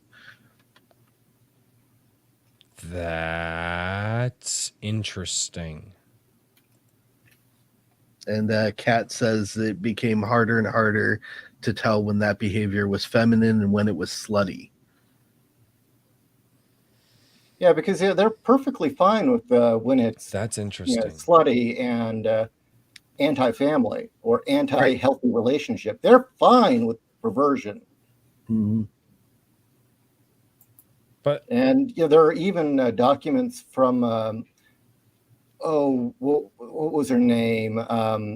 The godmother of the trans movement, who said that the goal of feminism should be to pervert society. Yep. So interesting. And there were sci-fi writers in the 70s who were avid feminists. I forget her name. It was Joanna Russ wrote a book called The Female Man. She was considered this great feminist sci-fi novel. And essentially, what's the story? Well, women exterminate all men. They get rid of gender, and eventually they use language as a weapon and clothing as a weapon until it gets to the point that men and women are they couldn't even tell them apart anymore. Well, actually, Garham up in the Rumble chat right now. I want to call this out because this is highly important to what we're saying right now. Usually I don't interrupt for chats. This one here, though. I like this one. Basically, why do you think male/female relationships are so effed up right now? Women were told they should try to have sex like men. Mm-hmm. And that actually dovetails with Fiona Wolf's response. Mom told me not to take advantage of men's decency, but at least now I can also pay it forward and treat my dad and other important guys in my life to good food or gifts they can appreciate. Pretty traditional feminine trait. Mm-hmm. That's huge. And any of the feminine traits that are altruistic, beneficial, good, nurturing, all that had to go. Yep. I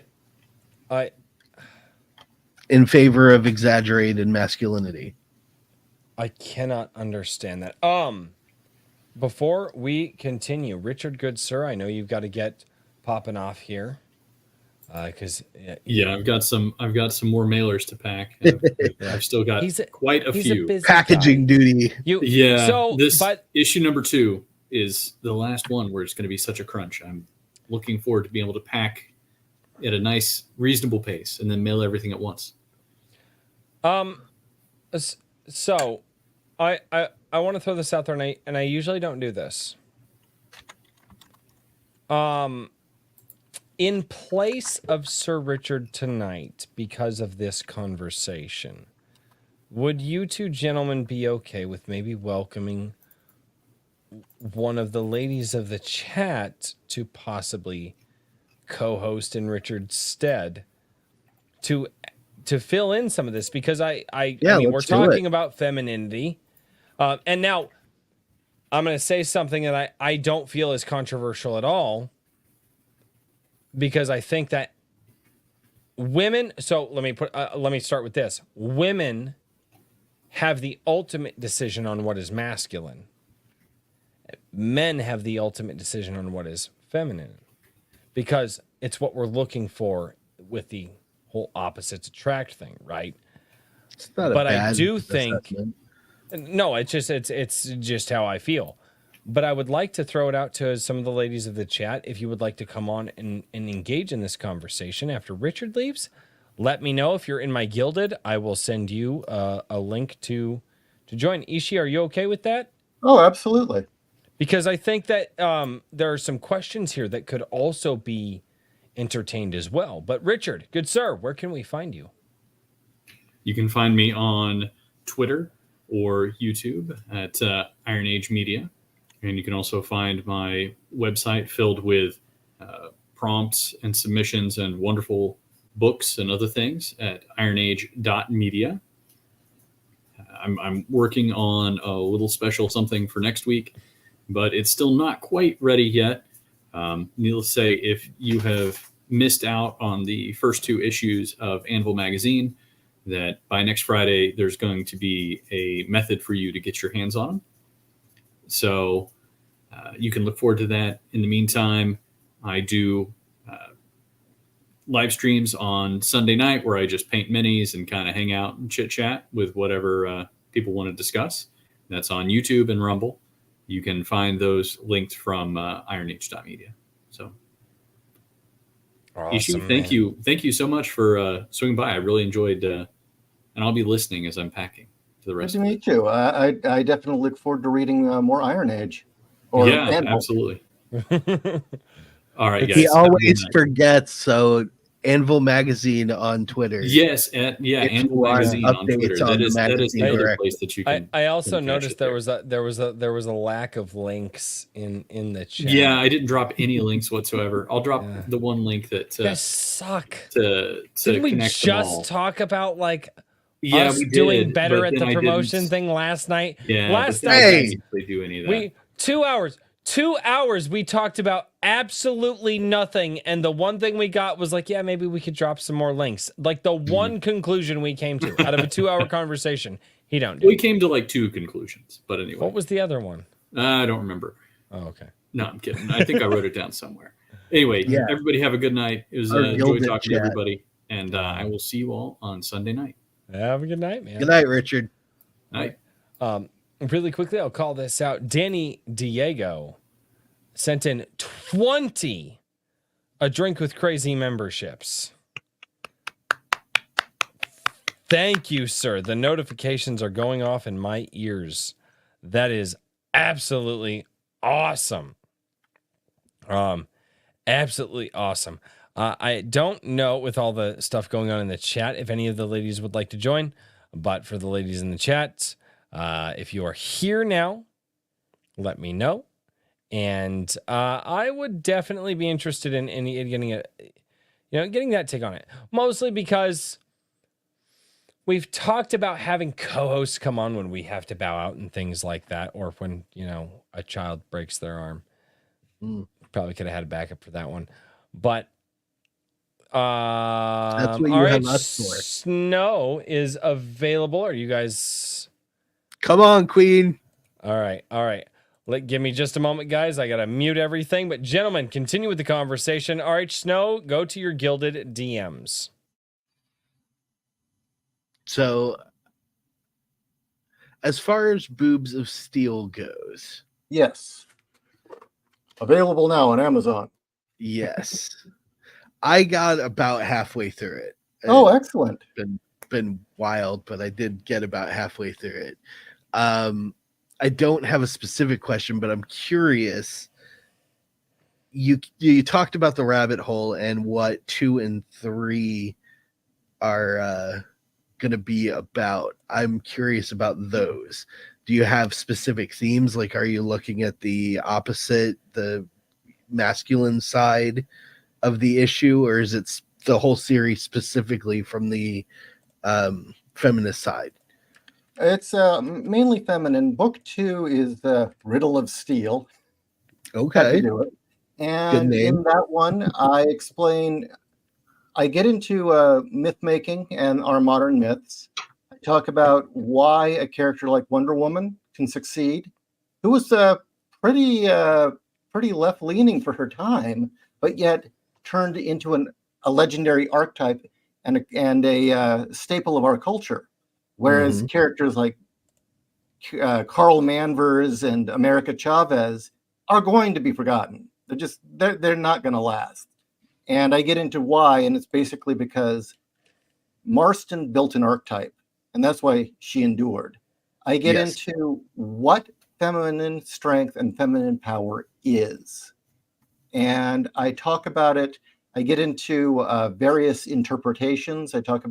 Strangely enough, I talk about the way it's seen in Taoism. And it sounds a little fruity, but it's amazing how well Taoism describes it. And I talk about the changing image of what we think feminine strength is. I get into the other archetypes, bad girl, tomboy. I also may talk about the Japanese archetype of the lovely warrior, which is unique to Japan. Actually was going to be a question. Very prevalent in at least a lot from what I've seen from anime and manga. Yeah. The lovely warrior. One of the most recent that It's got a long-standing root. Well, yes, it does. One of the most recent that I've seen the lovely warrior in is Hell's Paradise. The female samurai in that, I feel, maybe I'm wrong because maybe I don't know the archetype, but I feel like I've seen that character before. I cannot remember her name from Black Clover. Daniel, back me up. Black Clover, blonde girl, the noble. She does the water magic. Oh yeah, I don't remember her name either. Yeah, I don't remember her name either. But yes, the one that the most prevalent anime character that fits the Boobs of Steel hypothesis, and in my mind, is Rangiku from Bleach.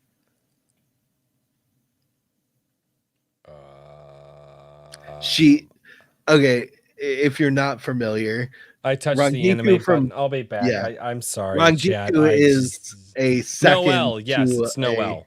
Okay, yeah, that's her name.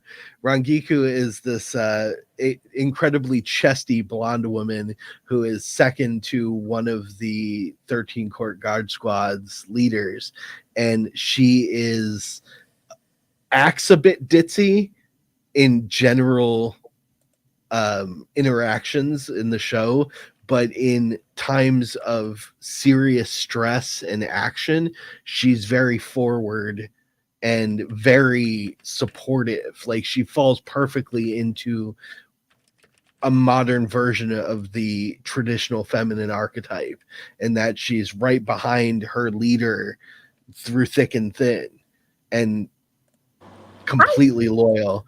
There she is. Hi. There she is. I have hurried so fast. I am telling you right now, I put on my feminine lipstick so I could be here. The lighting is horrible. Just you're gonna have to live. I am so sorry. You are all good. You're fine. All right. Thank you. So Miss RH Snow, How? unlike before when you were on this show, now you are an interviewer. So now good you have the job. important job of asking the questions and then Holy cow. following that conversation. I didn't Or know there would be a quiz. Jeez. I thought I was coming on to have fun. Yes. That would be fun. Always come on to also have that fun. too. Also that too. No, no. So, but and then part of the reason, and I get to break all the rules because I get to treat any of my co-hosts as guests. Good. But so where? So because you've been in the chat most of the night listening to the conversation. Thank you. I appreciate that. You noticed me. I'm so glad. I don't start that. Don't start that. Don't. The chat's gonna start stuff. So where, out of the conversation we've had this evening, what's something that sticks out in your mind with what we've talked about? I really honed in when you started talking about daughters, and the tone of the whole conversation shifts, because one of the things we talked about is the transformative effect of true femininity on men, and the nature of the interaction that we have. And Yoshiro touches on this, that women and men are meant to be together, but together they form the divine whole, the divine couple. It's one of the foundational themes in Watcher the Damned. It's one of the reasons that I'm so passionate about this when you're talking about it, is the fact that there is such a thing as a divine couple. There is the interaction between male and female. And when they interlock in that proper way, not just sex, but instead we're talking about the holy interaction of male to female, masculine to feminine, we see both of them awaken to the true power that they actually hold. And in fact, there was a movie in the 80s, if I'm not mistaken, it was called Crawl. It was either 1980 or 1978. Right, Love that movie. Where it actually shows the divine flame that both of them create together. And in Christianity, you have the sexuality, this actually holy sexuality, that when male and female marry, they form the reflection of God, which is why it is one of the three sacraments of the church, which is baptism, Eucharist, and marriage. So now we have the holy interaction that we have. And without masculine and feminine, neither one of them create their own true, they meet their own true potential. And as I saw this conversation shift, for where we're talking about bosoms, I don't say boobs, I just say. So you talked about this, and I'm a woman who's older. I fed my children. My mother taught me. I have a very strange setup in our family, and I've told you about this before, that my mother was older when she had me. She was almost 40. And she was born in 1927. And so as a result, she taught me the things they knew before modernity came in. She taught me to feed my babies by breastfeeding them. And watch the tone change. And now we're going to talk about a woman feeding her breasts. Oh, dude, don't get me started on that conversation. The it's a tough conversation. Amount of disdain in the world that I saw, my wife saw, because for people that say, how disgusting is it that a woman would breastfeed? And we're like, and my wife and I are just baffled. That's what they're for. That's what they exist. I know. But again, I think it goes into what Ishiro's talking about. It does. Is this destruction of femininity? I mean, what is more feminine than sustaining your child? But that's the reason you're attracted to it. That's the reason that everybody looks at these things, because it feeds the world. It is the thing that binds all of us together. It's the only reason humanity has existed. There is not in antiquity the ability to feed a child except through the milk of either an animal that is closely somehow has that structure in its milk. But even then, children would frequently die because there are things in breast milk that are only available through breast milk. And so as adults, we have that instinctive yearning for it. what we see is the castration of the male and female as well. This is the sanitation of everything. Sex without actual procreation and it doesn't have to be a procreative in the physical sense. Even there is a metaphysical type of procreation that takes place when you embrace masculine and feminine, which is why older people that have sex, even though it's far beyond breeding, it is still a holy act because it embraces the fact that there's the masculine and feminine. When you take away those two elements, what you have is an absolute sterile, immature, castrated form of sex that has no real value, and there's no connection. There's no possibility of life within or life without. There's just banging together and leaving. This is when you have just breasts that are just plastic, that are just there to look at. They are sanitized and neutered. They don't have a purpose. They're just there for you to look at.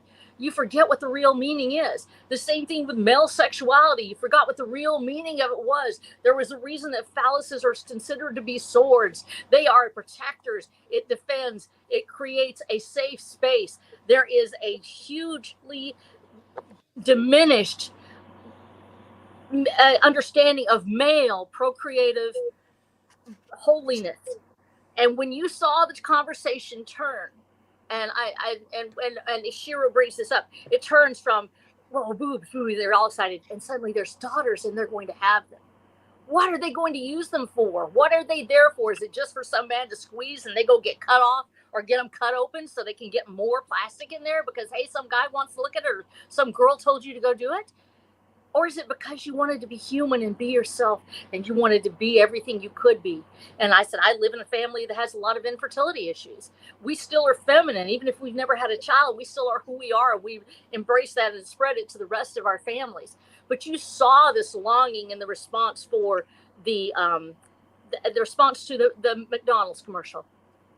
Where the whole family, you see it basically revolves in that, but the daughter in the man's lap, and he's just protecting her, and the wife is feeding the child, and it becomes completely and totally male in that point. He is the defender, and like I said, the son awakens the king in you. The son awakens that person. And Ishiro touches on this. And Ishiro, I wanted to ask you, because this was so fascinating to me. As you were going into the subject, did you actually get pushback from people just for merely daring to question the narrative that has been created? I was getting pushback from the beginning in the comics industry in general when the change started happening. Yeah. I'll tell the story since she can't. One of the events that inspired me to first take on the subject at all was my wife is very well endowed. And when the feminists started invading comics at the conventions, she would be harassed. And constantly she was being expected to either be ashamed of her breasts or, people would say, don't you feel insecure when you see all these sexualized women with big breasts? It's like, she looks like that. What's the deal? Yeah. And the moment that really got me was when a group of feminists who had, I think their book was called Womanthology or something like that. Yeah. They tried to recruit her to do art for their book. Mm-hmm. And when Kat made it very clear she wasn't going to have any of it, that she did not, she wanted nothing to do with them.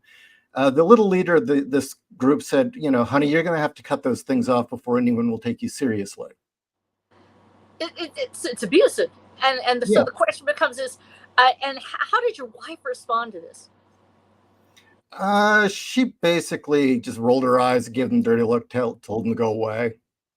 I mean, she was on her best behavior. I really think she should have been tougher on them because we were at a convention and she was running her booth. I mean, it was her company. So, but there's a little bit of customer service courtesy involved in that decision, I guess. Okay, and one of the things I wanted to tell you is, first of all, it's okay for you to say that you felt like you really wanted to bust some heads. And secondly, for her to be able to say that she is maybe not as confrontational. One of the most difficult things we have is we expect women to act as men too in conflict. And one of the hardest things for us is that when we are attacked from without, we need, and it's really hard because if the man comes rushing in, immediately women are, and they'll make a bunch of noises like you're assaulting me or you're being male. we are who we are. I am not, as strangely enough, people consider me to be pretty confrontational sometimes, I guess. But in reality, I'm a very beta person in a lot of ways. And I'm only as brave as I think I can be. I've been known to get super brave in a few situations. But when it comes down to it, we still have that trigger point. And especially in the face of female tribalism, and this is me being honest, that we have a tendency to back down and listen. It's because most of the time in the past, women talking to women, they could be destructive. There's no doubt about it. The archetype of the older woman that destroys with her gossip is very real. But there was also a group of women that would come together and say, you don't have to let him abuse you, or it's okay, you're going to make it, or it's not the end of the world. He left. We were trained to expect that. We are very tribal and we are very attuned to cues. One of the things feminism did is that it taught women to hate each other, to use that feminine tribalisticness to turn instead into another destructive force that they have a license to hate as long as they hate what they're told to hate. And it keeps having this daisy chain of hatred that falls down. And so it's really tough because even me right now, I'm like, well, you just stand up and face them down. But I'm telling you right now that if somebody in my circle came to me, I wouldn't say anything a lot of times. The same thing happened to me. I was at my church, and I am not what one would call pretty. I'm very, very blessed in the sense that my mother was an absolutely drop dead gorgeous woman. I'm 4'11". I'm a round mound of profound sound, and I know I'm not the prettiest person in the room. I never was. So I was blessed that I got older. I didn't lose my glamour. I didn't have it in the first place. Congratulations to me. But when I did look, I think you're hard on yourself. I did well. Agreed. I know what I look like off camera, so it's okay. But we received the same thing, and I backed down too. I was at my church, and I was wearing something I thought was pretty, and it said I had one or two particular ones that would come up and just harass me. Not older ladies; they were younger ones, and it had nothing to do with beauty. It had to do with conformity, and conformity is a killer. It always is. It serves a purpose in societies, but it doesn't necessarily save us. And we have to learn how to break free. And fathers, men, are where we learn that. We have to be able to reach out to men, and they can say, it's all right for you to push back against her. I know she's your best friend, but she's just being a hoe right now. Don't say that part. Say, she's just being a whatever, and you can push back, and I'm on your side. And sometimes we do need to hear that, but I really, the fact that I think I'd say that to my daughter a lot. Yes, and girls need that from their fathers, and women need it from their husbands, their boyfriends. Do you remember, Ishiro, was there a time when she's at the booth that she looked over at you to see what you were thinking? Maybe that's a very difficult question because without getting into my background, I have severe post-traumatic stress due to a gunshot wound. It's okay. No, we're not getting into that. Okay, so when I was in the convention center, it was kind of a trial just not to run. Staying calm. Conventions were always a trial. It's okay. Because, sensory overload. So I couldn't honestly remember. It's okay. And actually, my family, I have several generations of PTSD because I have many family members that are in the military and active conflict. So I understand completely what you're saying. But I can't answer your question. I can. Yes. While I can't say I recall that very moment, I will know that the early parts of our relationship, a lot of it was me getting her to recognize the strength she had, realizing just how tough she was, till she reached that point where, she'll speak her mind. She'll tell you what she thinks. And so, Yes, we look to men, and y'all sometimes may not necessarily see that as that. Royce called it the 1,000-yard stare. But we look to you, and daughters do this to their fathers all the time. And we have an entire generations of men and women. The bond of man to man, of man to father, has been broken so often now that it's very difficult for us to know where to start. So we start with what we wish, the father we dreamed of, the father that we wish we'd had, that he was just there. He's the guy that showed up when you were getting bullied. He was the guy that when somebody hit you, all of a sudden dad shows up. Maybe he never really was there for you, whether you're in the chat or in the panel. But you, in your mind, you knew what it was you longed for, and you saw that. And that father is the one that you wanted to be. Well, we have to do the same thing for ourselves as husbands and wives. We're trying to rebuild society. We're living literally in Christ in Rome, almost in this point, where we're saying we know what we want, we remember what romance looks like, what fatherhood and motherhood looks like, but we're having a hard time finding it in our own lives, and we may not even have that example. We have to rebuild it through literature. We've talked about this before, and what you're doing, Ishiro, is you are taking the ideal and you're saying, here is what we had, here is what we lost. You can see this and you can rebuild if you have the right tools. We shouldn't beat ourselves up if we go through failed relationships, if you know why it happened and you can maybe make a difference. We shouldn't beat ourselves up that we have been through a difficult time with our own parents, but we can start now if we tell the stories. And what you're doing, Ishiro, is so incredibly important, because as we awaken in each other, the male to female dynamic, as we find the person that we're supposed to be with, and we say, I want to be myself, I want to be a man, I want to be fully a man, and a woman's able to say, I want to be fully a woman, even if I never bear a child, I'm going to embrace the fact that this is who I am, and I love and I create, and I am this human. I'm still a feisty person. You see me, yeah, wow, you can tell I'm hell on wheels sometimes. I said, no, sorry, I dropped the F-bomb. I almost replaced Daniel and Richard with you. I almost got rid of both of them the first time you were on. I was no. You have to keep them, because I love the male dynamic here. I really do. There's a reason why I haven't come on and go, let me on, because you guys need to talk. There's a reason why. How many of you right now, and you can do this out in the chat too, how many of you actually do have a strong bond with a traditional father figure in your life? Okay, good. Then how many of you? I want to talk about that. The father figure that you talked about a minute ago. Yeah. I know this deviates. I know this deviates a little bit, Ishiro, but I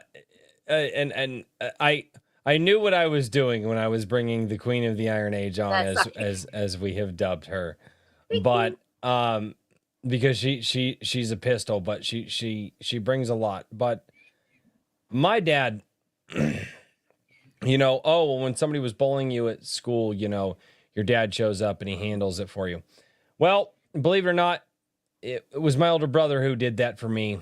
My dad looked me in the eyes, and he said, "Here's the deal." He said, and it took me years to understand this. And I talked with my dad about it. I said, "Is this what you were saying to me?" And he goes, "Yep." But my dad, when I was younger, and I talked with him about people picking on me and this, that, and the other thing, he goes, "Here's the thing." He goes, "You never lay a hand on another person. Never once." He goes, "But if they lay a hand on you, you finish it." And he goes, "I don't care if it becomes a bloodbath." He goes, "You finish it." And he goes, "Because if you don't, I'll finish you when I get home." And I thought about that for years. I was like, what was he saying? And I said, "Dad," and I called him. I was in my 20s. It was just before or just after my first kid was born. Yeah. And I said, "Dad, I get it." I said, "You were telling me that you always respect people until they disrespect you. Yeah. And then you teach that person with everything you have to respect you." Correct. And the reason that you do that is because that's what we are supposed to do. Men are in a situation in society where men don't get respect. No. We have to simultaneously command it and earn it at the same time. As it should be. As it should be, yes. And that is something that I am working my ass off to teach my son. And when you said that, and the thing that you have here is that you were able to go home to your father and he told you this. He was actually there. Yeah, he was. And he was at the dinner table every night. That was him rising up and going, "I'm going to whoop the heck out of somebody," because he's there for you when you showed up. Yeah. I will guarantee you that if the deal had gone down, he would have shown up like, Kurt Russell from Tombstone, riding in, bringing hell. My dad would have. My dad actually had a reputation that people didn't really want to screw too much with his kids. Yeah. It does. That's a long story there, but my dad had a reputation of showing up on a Harley Davidson in all of his black leathers, picking up his kid. That's it. Now that's the one I'm talking about, where you see the dad and he shows up. But there's so many of us that the wound is there. It doesn't ever close. There's a hole that is shaped like the man who never came back, the man who never showed up. Maybe he died. Maybe something else happened. Maybe addiction or adultery or some other sin took him, or maybe something happened to tear him away from you. But that hole is shaped like the man you are supposed to be. That's the one you are. It's who you are inside you. I want to pull this. So Kat, which if Kat, I believe that Kat Racha in the chat is your better half, Ishi, correct? Yes, she's my wife. Okay. Yay! Hi. Wonderful. But she said something, and I think she is on to something here. And it says, and women aren't expected to get or earn respect anymore. They are just treated like children. Well, they're treated like children. And what have we done with children? We absolutely deplore them unless they are they are doing exactly what we tell them to do. They're not even considered to be even innocent. They're used. Society, in a sense, has been infantilized. Society, in a sense, has been infantilized and handed over. And handed over. Like women are just told, you just be you. You have no responsibility. You just be you, and it's all the man's fault. Ishi, what are your thoughts on some of the things that we've talked about? It's kind of hard keeping up with the I know the stream of verbiage. I mean, it is you're on the money on every count. I'd love to have you on our show. She's a tidal wave, dude. She's a tidal wave. Talk too much. No. Apologizing. I'm sorry. You've been dead on in the chat the whole time. I'm glad you did jump in.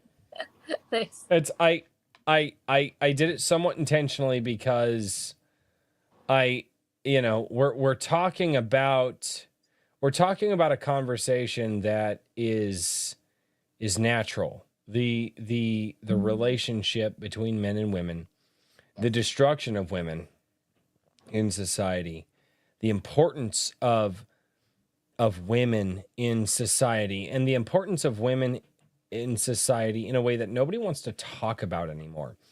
And I'll be right back. Yeah, dude, I've already taken 2 breaks, man. This chair's like, hey, maybe if I took my jacket out from underneath my back, it wouldn't hurt so bad. I just realized that, but no, Ishi, what are your thoughts? What are your thoughts on some of this? My thoughts after listening to Madam Snow talk about what's going on is that it goes back to, I guess, the line from Fight Club that we're I guess we're at the 3rd generation now, but we were the first generation of men to come from single parent households. Yes. We were raised by single mothers. And single mothers have a hole in their heart. Now, I wasn't. My parents stayed married, but they were. My father was never home.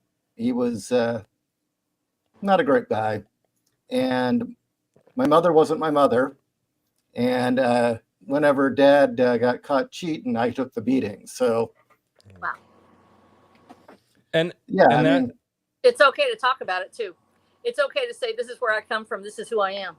And to realize that the man that you are right now, everything you have taken on, the woman who loves you because of who you are and what you've overcome. So never denigrate that. You are no less a man because father walked away from you. That's his loss, not yours. You are going to be everything that he wasn't. You already are. You've already there for you and for the people around you. Your wife, I will guarantee you that when she was going through this, she looked over to see if you were there. She wondered where you've been. And the reason why is not because she wanted you to interfere. She just knew that if she had you on her side, that everything was going to be okay. Well, that is actually why I don't talk to those people anymore. My so-called parents, is that in my wife's most desperate time of need, they were cold and heartless about it. Did not care in the least. It was during the Black Lives Matter riots. Oh, good. And she had to fly to Virginia to see her father, who was dying of cancer. He had days to live, and his neighborhood's on fire, and I can't go with her. I cannot go with her. My parents call up and they couldn't give a damn. Really? They could not give a damn about any of this.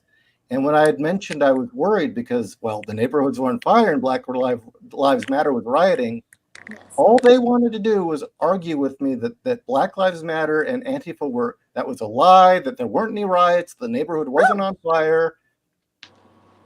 And yeah, all they wanted to do was scream at me about politics because that's hard, and it's difficult, and Well, it's okay for us to love people who are not going to be there for us. And I'm saying this love, that doesn't mean that that you have to embrace them or even be on the same side of the street with them. There's still an anger about it. The reason why is because you needed it. You needed them to show up for you. You needed your dad to suddenly show up and say, this is going to be cool. You wanted him to be a hero. You wanted your mother to be the nurturer. And it's okay to say that you wanted that. It's okay to say that. instead they disrespected my wife and I wouldn't have it. Yeah, and so I've actually been there. I have a stronger relationship with my parents now today, but they're early on in our relationship. It wasn't all sunshine and roses. My wife and I went through. The first 5 to 7 years of our relationship, whether it be family or our own failings of ourselves, was hell. And I almost cut out my family. In fact, at our wedding day, not a single member of my family was there. Oh, geez. On my wedding day, I had a friend of mine. I had one friend of mine show up. He was the only person in my court that showed up. Other friends that I had, they would have shown up. They were just out of state at the time working. Yeah. But the one friend that could show up did. And I said, "Hey man, I got a big question to ask you." He goes, "What?" I was like, "I need a best man." My best man was supposed to be my brother. Now, since then, things have changed. Yeah. But yeah. So my friend was like, "Whoa." I was like, "Dude, at the very least, like just just help me with the ring." Hand me the ring. And because we did it was a traditional Catholic wedding. And by traditional, not the new mass, traditional Latin mass. My wife actually almost passed out kneeling. We were kneeling there, and she actually, and her maid of honor had to come up and catch her. But even my dad was like, if you would have called me, I'd have been there. And I remember thinking to myself, I'm like, after all of this stuff that you said, why that this is, I am giving myself to this woman. And I am saying in front of God and saying, because in front of God, I'm giving myself to this woman in your honor. And she is saying to me in that same regard that she is giving herself to me in his honor. And you're sitting there telling me that this is the biggest mistake of my life. Why the hell would I have you there? Why the hell would I have you there? That's not that I don't play those games. I look at it this way. And it's true to a certain sense. Friends and family are temporary. Friends and family are temporary. As much as we don't want that to be a thing, friends and family are temporary. And I'm sitting here trying to plug in my phone because it wants to die and my cord won't take. I hate it. I think it's plugged in now. That's good. It's okay to say that those things were missing. You got a story out of it. Now, this is the thing. Each of us has a story to tell. And when you do that, you chose your wife. You say, I choose you. You said, I choose you. One of the most powerful things we can ever do is say, I choose you above all others. And that is actually part of the vow. It's part of the vow. When it doesn't happen, that's when marriages break. That's when hearts break and things change. But it's okay to say there's a hole there. And when we have that hole, we have to try to fill it.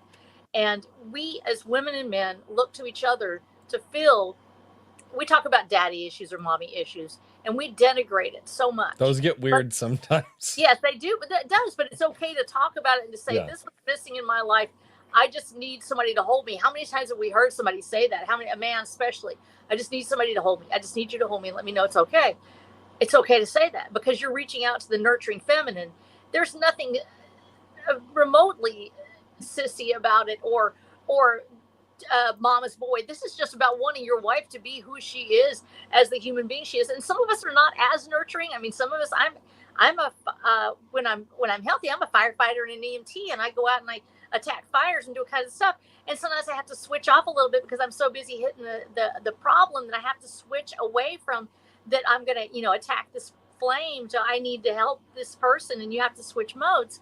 And I have to do that. But for most of us, it is in there. It's okay to say, I encourage you to be that. It's all right to be that. You don't have to constantly act like you're going to take the world by storm. And men need to hear that too. We all do. We all need to hear that. But it's also okay to say, and yeah, you're a dude. You're going to act a little different. And it's okay. I'm not going to give you a bad time just because you act like a dude. If you go be Mongo and make fire, then that's what you did that day. And it's okay. You shot a gun and you went, rawr. Fine. Well, I'm not going to give you a bad time for it.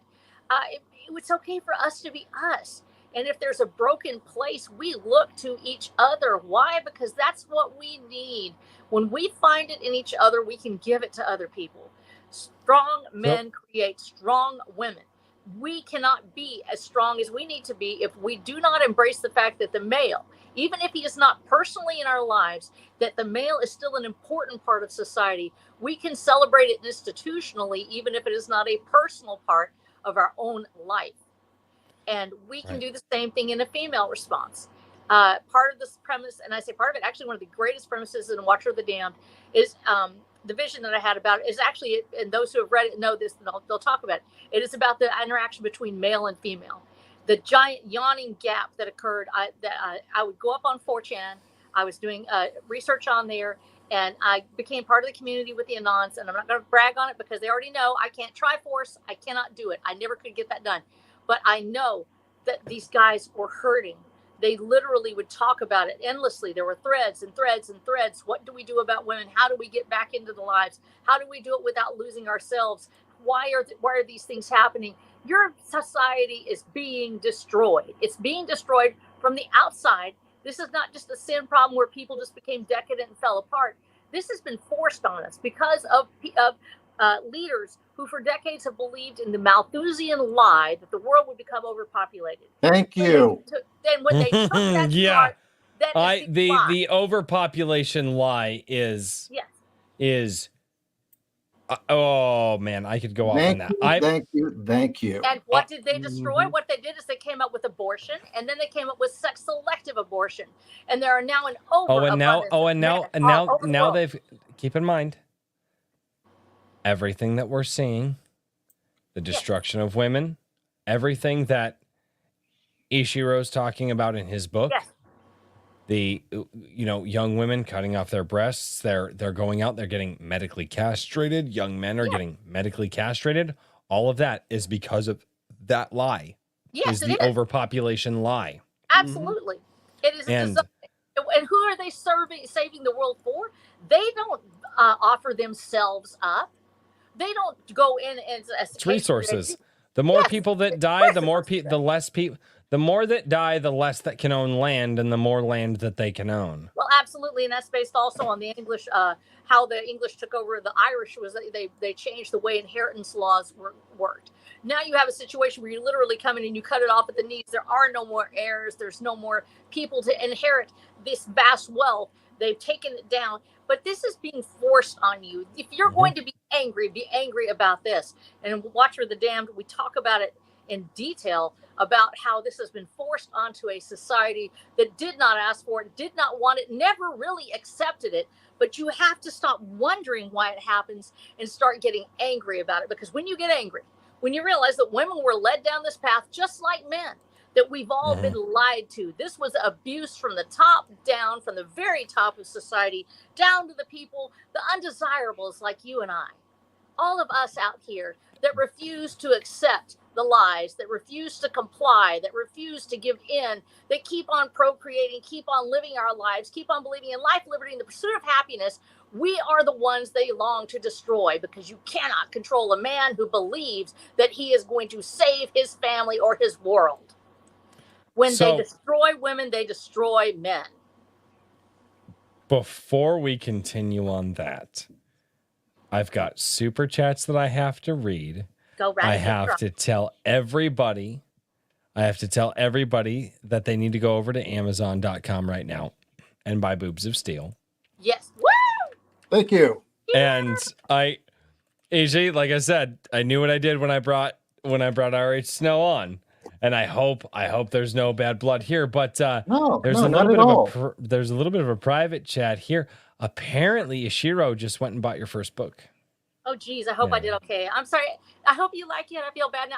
And then I'll get really nervous, and I'll be like, I want Really? you. I am such a huge people pleaser, and it really is. I have to fight it constantly. And once again, I feel ashamed. You'll enjoy it, Ishiro. I've heard from everybody who has read it that they love it. I have not picked it up yet.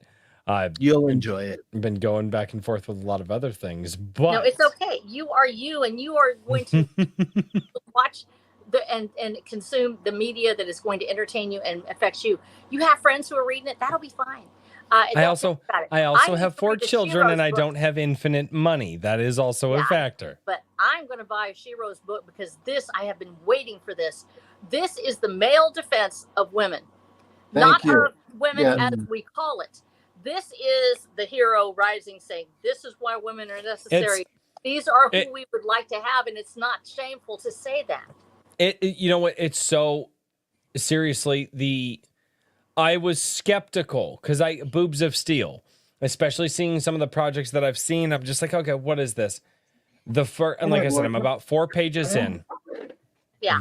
Radically altered. Oh, are we about to get a cat? Oh, we've got a cat. Yes. Yay! Oh my gosh. I saw you in the background and I'm so blind. I actually have a degenerative eye condition, so I cannot read the chat.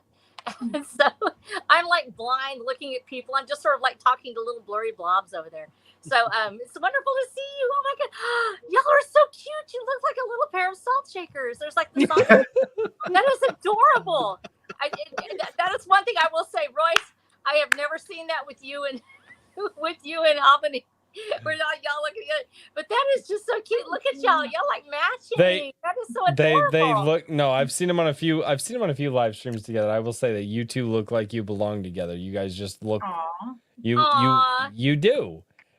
I'm not gonna apologize. Really quick before we get into this, what is your song? You have a song. It's your song. Girl You Want. Yep. By Devo. Okay, that's really cute. Royce, what is your song? You and Albany. We have 2. We'll go with the original one, but the original one was "I Knew I Loved You Before I Met You" by Savage Garden. Oh, that is so good song. Cute. There's sort of one other. That's the other one. Brack. Oh. No, anybody remember the show Space Ghost Coast to Coast? Oh my God! Ways. Yeah, for Cartoon Planet, there was the song "Silly So and So." No, Crazy Lipstick or Fool. Crazy Lipstick Fool. Yeah, it's got 2 titles. That one was our song for like the longest time too. So that's awesome. That's good. Yeah, it's awesome. That was and by the way, yeah. By the way, everybody in the chat, Kat's the reason that this whole thing happened. She is the one that reaches out. Ishiro, you have one hell of a marketing agent right there. And you been bragging on your picture. You heard that, right? Oh, by the way, I have to point out, Ishi made this shirt for me. Really? Yes, he designed this shirt for me. So that is so cute. Oh my gosh. Okay, I was going to mention that, so it's good that you did. Get yourself some liquid. Get yourself some liquid. All right, well, we'll go in. All right, we'll go into some of the super chats real quick. Kat, I'm so glad that you were able to make it here before we go. Yeah, so am I. I was really happy that you guys were still going when I got off work. So I may or may not have thought in the back of my mind, I'll keep the show going a little longer just to make sure. Because I have actually, it's been Kat has been the one who's reached out. That you want to talk about a woman believing in a man. Her husband wrote this book. Mm-hmm. And she reached out and she was like, hey, we're doing this book. That is so cool. She's the one out there constantly promoting it. I see it like, because he's in the background writing his others and she's out there promoting it. I just so everybody knows, here's what I see on social media. and I want everybody to know, to see what I see. I see the guy who is constantly working. How do I see that? Because she's saying it. She's saying it on social media. And then I see her out there promoting what her guy is doing. That right there. And it clicked in my head. I didn't, I looked at what you were doing. I was like, oh, they're a thing. Because no partnership. The way that because you were professionally aggressive. Like, no, please, let me send you this book. I own the publishing company. That is You were so like, yes. cool. That's my logo right there. Yeah, Oh, that's come awesome. in. But you sent me the review copy, and I told you, I was like, I might not be able to get to this. I'm so sorry because, and again, the biggest problem with sending me digital copies is it's not physically in my line of sight throughout the day. But something told me, I was like, all right, let's check this out. Like, it's Boobs of Steel. I was like, that's a weird title. Like, what's going on with this thing? And I read the first 4 pages, and I reached out to Daniel and Richard, and I was like, Gotta have it. this is a thing. I read half of it before I got distracted. So you're further ahead than I am. Okay. All right, guys, super chats. We got to do the super chats. I got to do super chats. Otherwise, we'll be here all night. I'm also Okay, raving. constantly reading People are all paying day you. long. You got to get to the people paying you. That's right. It sounds dirty when you say it like that. Don't say it like that. It's super. Raving Dad Gaming for $2. Ishiro Finney, be sure to roast Royce. The chat does. Yeah, the chat does do that. Yes, we love you. We have no choice. Well, that's how you know who your friends are, right? That's right. Actually, it is. The beating shall continue until morale improves. Until everything is. Exactly. The shit that I say to my friend. How it goes. So here's the thing. My friends and I can no longer game in like PlayStation voice chat or anything like that because they're using AI, and the crap that we say to each other, they would ban all of our accounts because they're using AI to detect that even in private voice chats. Oh my God. Oh, it's yeah, no, we It's bullshit. It's surveillance. So many, it is. So many words that I cannot say on YouTube. Herman P. Hunter, the Lore Forge, also over here known as the Hedge, for $5. Royce, did you crack a cold one open before the start of the show? I did, and it was not that one. It was this one. It was the Blood Orange Blonde Ale by Second State. A little bit tart on the back end. Not a smooth finish like certain things. Really good flavor on the front end, though. Really good flavor on the front end, but a little bit tart on the back end. And currently, because I ran through a couple others that they were okay, not really worth mentioning. But currently, I'm drinking the Peach Stand Rambler. Oh my God. By Odell Brewing. This is a really good one. This is a good solid flavor all the way through. I've been drinking whiskey like a man. What are you Hey, drinking? my man. Here's the thing. I'm a Scotch guy. 2, I drink it very seldomly. Because my personality is all or nothing. I drink Scotch like I drink beer, 12 ounces at a time. You get a very different result. You get me. You get a very different. I have 4 kids.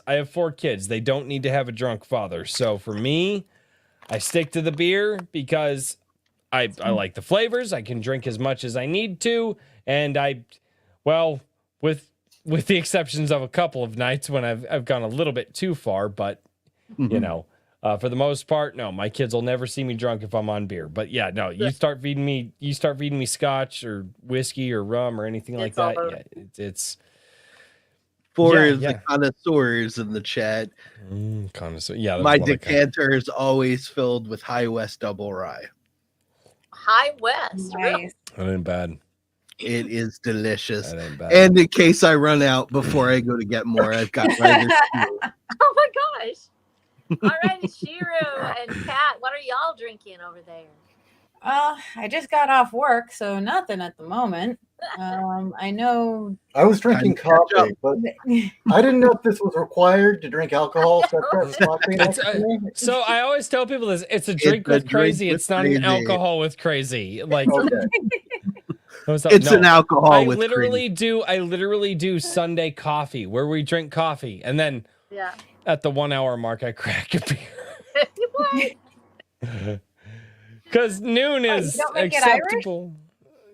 No, I hate Irish coffee. It doesn't coffee. All right. Coffee and Oh. whiskey. All right. Coffee needs to taste like coffee. Whiskey needs to taste like whiskey. I'll give And you that steak one. needs to be medium rare. Agreed. Yes. I love Agreed. you people.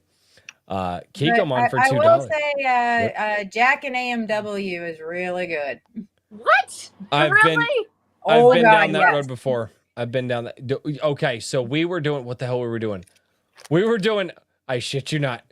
Grey Goose and strawberry lemonade one night. That sounds dangerous. It's dangerous. It's But just- here's the thing: it you're just putting tastes like lemonade, electrolytes and then back you into wake your up 2 body hours while you're later. getting hammered. Yep. There's no hangover. I mean, you can get obliterated on Grey Goose, and I don't even like vodka, but you put enough. But with the strawberry lemonade Gatorade, didn't even taste the vodka. We were drinking iced tea glasses full of it. Oh my god. Up here in the Northeast, we have for medieval reenactments and Renaissance fairs, we have a drink that's affectionately known as swamp gas. And it's Oh my god. essentially every form of liquor Cool. that anyone brings to the campsite mixed Oh, with dear. Gatorade. Ah. That's Oh. Your electrolytes up. Nope, that's a young Yep, man's drink. exactly. That's No, a young no. man's drink. Can't come on for $2. Says show That's me. a pee in the campfire Show drink. you. Kikomon. Oh god, thank you, Kikomon, for the $2. Ultimate Kahuna for $1.99. A Marxist using anger to start a movement. What? Say it ain't so. That's not what Never Marxists heard of do. such a thing. It's not like they have So- been doing it for hundreds of years. Yeah. No. Top Shots 11. What's going on, Tops? I saw Tops down there. That's he's one of my buddies that I actually met through my airsoft hobby because I love playing that. He's an awesome guy. For $2. Hence This is the name. 80085. Yes. Calculator boobs. Mhm. Oh, You weren't supposed to tell him. Why not? It was. because I they're don't- supposed to learn how to use a calculator. It's math. and then Oh, you okay. turn it over and you go, oh. Yeah, you rotate it over. Which and the way that you actually did it originally was 58008, and then you turn the And then you turn calculator it upside over. down. Yeah. Yep. Yeah. Well, you know. Danny, what? Oh, sorry. He's still What? talking. No. You can talk. I told you it's your show. What's going on? No. Let's hear these chats. What? We gotta get to the people who give you payola. You make it sound so dirty. It's not. No, Dance, it's not. monkey, Okay. dance. Okay, to get paid. Of course it's dirty. It's money. Money. Look, you have got 2 busty gingers on your show. It's gonna get that way. Yes. Oh and shit! I'm I got sober. 2 gingers on my Just show. remember that. Yeah. I'm sober right now. Yes, you are, and you're still this Oh, spicy. Look at you. Danny Diego for No, I get $5. Wasn't expecting commie bashing today, but it's a welcome surprise. The Thank only you. good commie is a wood chipper one. Hail! The only good commie is a wood chipper commie. Yes. Oh, yes. And they're I'm still gonna red have to at wear the end. that shirt. Oh And my they're god. still red at the end. Oh my gosh. Now I'm gonna have to get my That pedophile needs removal service T-shirt out. that needs to be. I need to see that in a comic. I need to see somebody Oh my gosh. in a Wood comic chipper? feed a commie through a wood chipper and just the dude who did it just lights a cigarette, just American as fuck, and he just goes, "Still right at the end, I see." Like, just Honey? I need God, that would Oh, be dear God. awesome. Here. Are you It's Friday. serious? Go Are right you ahead. serious? It's Oh, dear amazing. God. Oh gosh. Yo, Okay. That looked like Jim Beam to me. Huh? It is Jim Beam. Everyone's comfy I- now. It I is because you can make fun of me all you want. I don't give a shit. It is indeed vanilla flavored because Oh. at best Ah! in root beer. That is very feminine of you. Ah. Thank you. I don't care. You can make fun of me. We're It's not going to make. I Oh, understand. I'm sorry. I Can don't cuss understand. on I this show? don't I like don't know. flavor. I with- don't approve, but I understand. No, I- and that's okay. That's okay. This is the party drink. This is not the relaxed drink. How about that? There you All go. right, there By you the way, go. can you All cuss right. on this show It's a because party. I tend to get filthy in the mouth. Yeah. Oh, yeah. Of course you can cuss on the show. I cuss Okay. on the show all the Fine, time. go for it. Just you're The- not the la- allowed. You're not allowed to use the F slur. You're not allowed to use the N slur. You can't use the offensive, the gamer words. No, But you know, the I have been last known. show I was a little too dirty and I got us in trouble, and so I wanted to be polite. And I So, can't open this. Can you I- be a man and open it? Thank RH you. Snow, I look at apologize. that. RH Snow, I apologize for what I'm about to say, but as an example, I have said cunt many times on my show before. I don't care So- about the You can word get away cunt. with that. So, but yes, there are certain words. That's for the after show. We'll do in which we might actually turn our standard after show into a gilded only for like gilded Oh my supporter. We're talking about it. We're not sure how that works and how we transition over from one to the other, but I we'll can't see. wait because I'm gonna let loose like. Oh, Oh this my is God. drinking after dark. Oh, dude, yeah, no. The Ultimate Kahuna for $1.99 just reacted to Missouri Breaks song. Buy it, y'all. That song is legit. It is Yeah. so awesome. Which one? Midnight in Montgomery. Yes. Yeah, that's the one that he. It's said so that- good. Dude, we played that on the live stream. It is really good. Yes. When he was Yes. when Jared Christman was here, I cannot wait to see. Jared Um, is a phenomenal guy. He We're really gonna is. do when he releases that. We are going to do a private showing of his movie to my Gilded supporters. Yes. So if you guys are in the Gilded and you are in the supporter tiers, there's a $2 monthly tier, there's a $5 monthly tier, there's a $10 monthly tier, appropriately named Iron Age Guy, Iron Age Daddy, and Iron Age Booty Daddy, because my chat would have it no other way. I am the booty But daddy. you guys will get. We're working it out with Jared Crispin when he gets ready to release. There's going to be a private showing in my Gilded only for the supporters in the Gilded because that's going to be something special that I want to start working with some of these awesome creators. But, like, dude, the movie looks great. It does. It is amazing. So, Kikomon for $5. Oh God, Kikomon starting with the dad jokes. Damn it. Yes.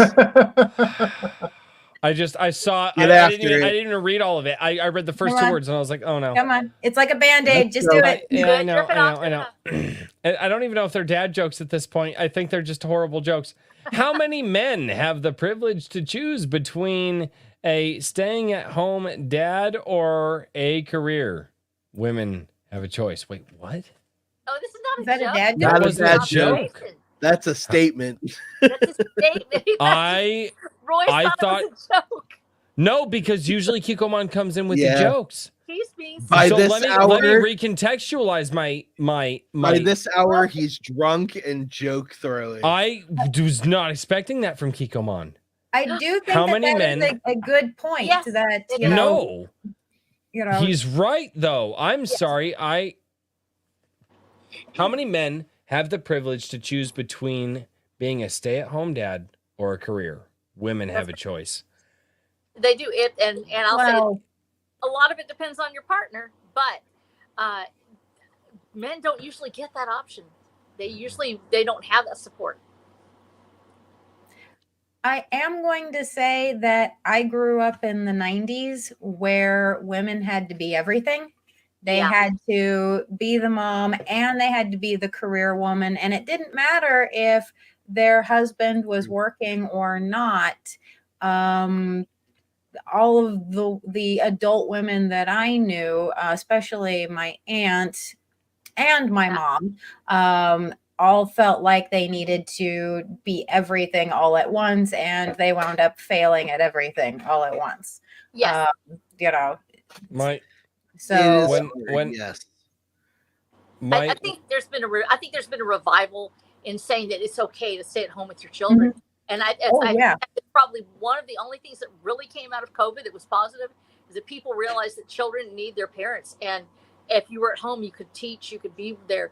And we've seen a revival of that certainly in the last 10 years. But yes, you're right, because I was a young mother in the early 90s. I was a young single mother.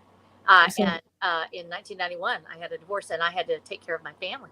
And I couldn't make a choice to stay home. I had to be everything. And it was hard. And even when you were married, people expected you to go out and work. There's like, you couldn't any longer choose that. Well, we've sort of seen a reversal on some of that. And that's a good thing, I think. But it's hard on them because they don't get that choice. It is. Yeah. And I totally understand. My mom was a single mom. So, for years she had to work and that is a hard situation, but that is a situation of necessity. That's not when she later, long story short, when there was opportunities for her to potentially stay home, she chose to continue to have a career, to the detriment of things. But we've got a wonderful friend named Janelle, who's our age, and Janelle has now a 13-year-old. Oh my God. But she stayed home with him this entire time while her husband works. And it is very obvious that his life is so much more enriched having, mom at home, and her husband's schedule is such that he can be there in the evenings with his son. So he can still be a masculine influence in his life. He's not in a job that takes him away for long periods of time, which, a lot of kids have that situation. So I'm very glad that there is that swing going back to more traditional roles, or at the very least, one parent in the home with one parent working. At the very least, regardless of the gender of that parent, it's important to have at least one parent home. Oh yeah. So I agree. I'm gonna actually share some stuff. Do it. Surprisingly, it's the sharing circle. We give you the wand. You can talk now. This is actually a good platform for it. So it is. Wait, fuck you.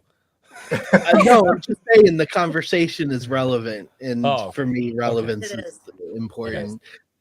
So my mother was a stay-at-home mom. My father was a reverend, and he was home a lot. So me and my next brother, there's 3 boys. Me and my just younger than me, couple of years brother, were raised in a full household, and I became who I am, I think, because of some of that upbringing. But my youngest brother was born 10 years later than the second son, and at that point, my father had gone off the rails. And when I was 18, he committed suicide. So my mother was, thank you. My mother was on her own and became a single parent very late in life. She had 2 teenage children and 1 very young child. So she, from that point, built a business that she could exist on and afford to take care of us as a single parent in an unfortunate situation. But my youngest brother suffered because of it. He didn't have the same level of attention, the same level of care that me and my brother John did get in our youth. And because of that, I think that he made some really misguided connections because he didn't have the same connection that me and John did. And he's gone off. He has no connection with the family whatsoever. He hasn't for 7 years now. He's totally on his own, living his very liberal life with his very liberal wife. But I think part of that is because he didn't have the same stable foundation that we had, as much as I tried as a 18, 19-year-old boy who really didn't know how to be a man. You're not a parent. Right. But because he was my little brother, I felt like I had to step into that position that my father vacated.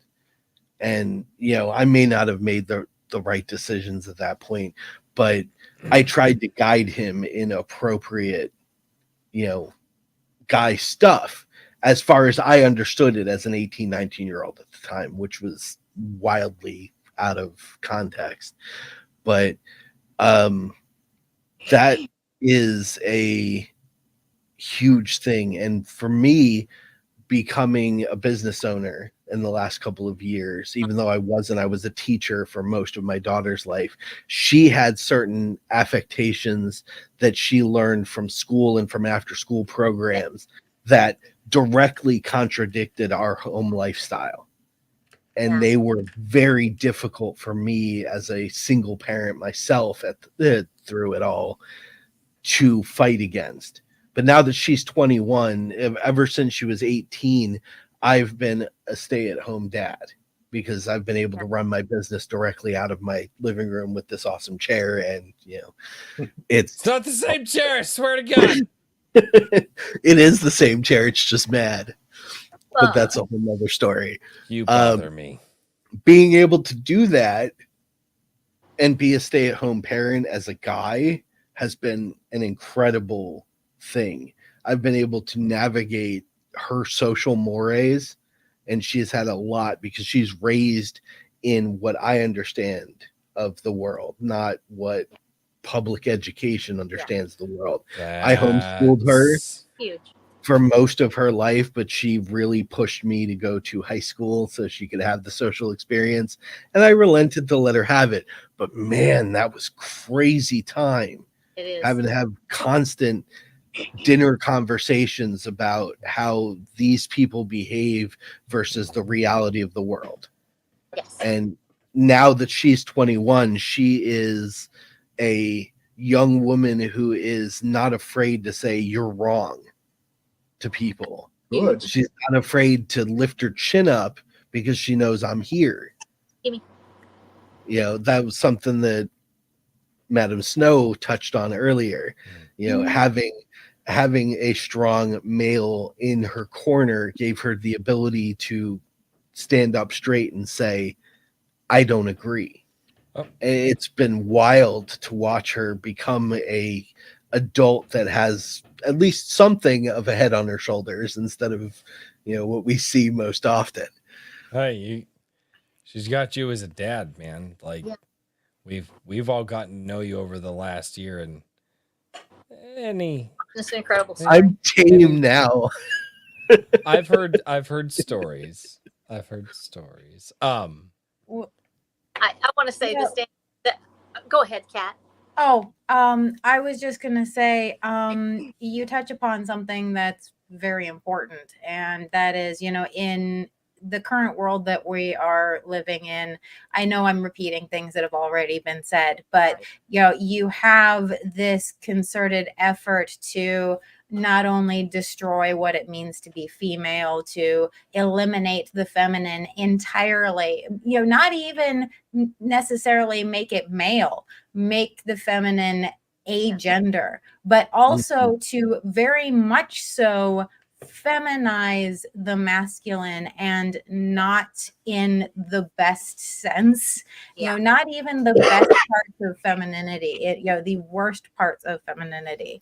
And so I think that it is wonderful that you can be that strong touchstone for your daughter, and I'm going to say it, hopefully for her friends as well, for her Yeah. friends to go, if Mr. Riley is like this, Mr. Riley says it's okay to do XYZ, for them to take those things and for if they don't assimilate it immediately, to at least carry them through to college, through their life, other things like that. That's very important. And so I wanted to get that important part out of the way, but I'm also going to say that does actually go back to Boobs of Steel, where you get into the differences between masculine strengths and feminine strengths, and that is a big problem nowadays, is that this push to blur the lines, which is very communist, going back to that, to blur the lines between the sexes and say, oh, we're not the same. No, we are. There are major differences in there, and that there are strengths and there are similarities, but that there are differences, and it takes, honestly, it takes a strong male presence to be able to bring out the strength in the young women in their life. And I speak from personal experience with my own father, where even though he wasn't around that much, I learned so much from my dad, and he did do his part to try to tell me that I could do anything that I set my mind to, and to do things like that. So I just, I wanted to link it to this because I am here for shilling, but also to point out the importance of your story, and how your audience, if they don't already know you, how they can take that into their own personal lives. So. Well, yeah. And so many of us, go ahead. The interesting thing about all of it is that my mother did remarry. I do have a technical stepfather, even though he didn't raise me. I was a full-grown adult when he came into our lives. And as soon as she got married to him, she returned to the stay-at-home mom lifestyle. That was where she wanted to be from the get-go. She did everything in her power to provide for her children when she was alone. And as soon as she reconnected with somebody and created another family unit, she returned to, factory setting, in her opinion, which is stay-at-home mom, taking care of the household, doing the yard work and laundry and all of that stuff that modern feminists rail about. Why can't you do your own stuff? She's like, I love doing that. I'd rather do that than anything else that anybody asks me to do. It's my favorite thing. That's awesome. Well, real quick. Sorry. I have to say, Raving Dad Gaming asks if the main character in Boobs of Steel smacks somebody in the head with their boob. This is actually nonfiction. So there is not, there's some metaphorical boob smacking, but no physical. This book, on the other hand, that I was going to make a joke there. He knew exactly where I was going. This book, on the other hand, has a chick fight. Well, they don't hit each other. Chick They fight. don't hit each Whoa, other, I need to see chick fight. Whoa, there's some cutting going on, and as you can see by the posturing, there's some boob fights. So there. Oh wow. And this is so what you're saying is volume 2, but you don't have to read volume 1 in order to get volume 2. It's wonderful, and it's the spooky season, so they are Lovecraftian horror set in PI noir. So what you're saying is you both like boobs. Well, I kind of like, yeah. We love ourselves. Daniel, we love ourselves, and we love our girls. So that's right. You lady. Well, RH Snow has already met my wife. Kat, you're not allowed to meet my wife. My wife seems to be building a friend group with the Iron Age ladies, and it will happen. Daniel, check your DMs on Gilded. It's part of the reason I was sitting here typing. I turn it off. I am part of your Gilded, by the way. Wonderful. He is not. I haven't shared the link with him, so it's not his fault. But I am a part of your Gilded. So Raving Dad, I've actually written a few things that had autobiographical experiences, but getting hit with boobs, not yet. No. Well, no, you just okay. Good. Okay, guys. That you're writing. Yes, I did. Yeah, so see, it is written. It's just not published yet. So For $2. Ram. $2. Say my name, Royce. Okay, and I because how I always say it. Ram! What's going on, Ram? You know what? After you do that, I got a comment. Okay. Oh, no, not a bad thing at all. After that horrible experience Kat had at the convention where the fuck those bitches.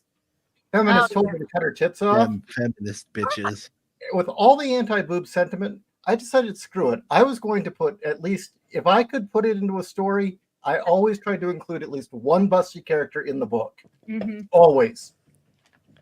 And one of the things I want to say is that because I've had so many friends that went through breast cancer and lost it. And the fact that they hear women saying this as if it's something horrible, and they're like, they don't grasp the meaning. They don't grasp what it is. It denigrates women who have been forced to go through this and to live with these conditions where you feel like you're losing something that's a part of yourself. They are making it into some sort of statement as if it means nothing, that everybody should just do it. And it takes away the importance of what it means.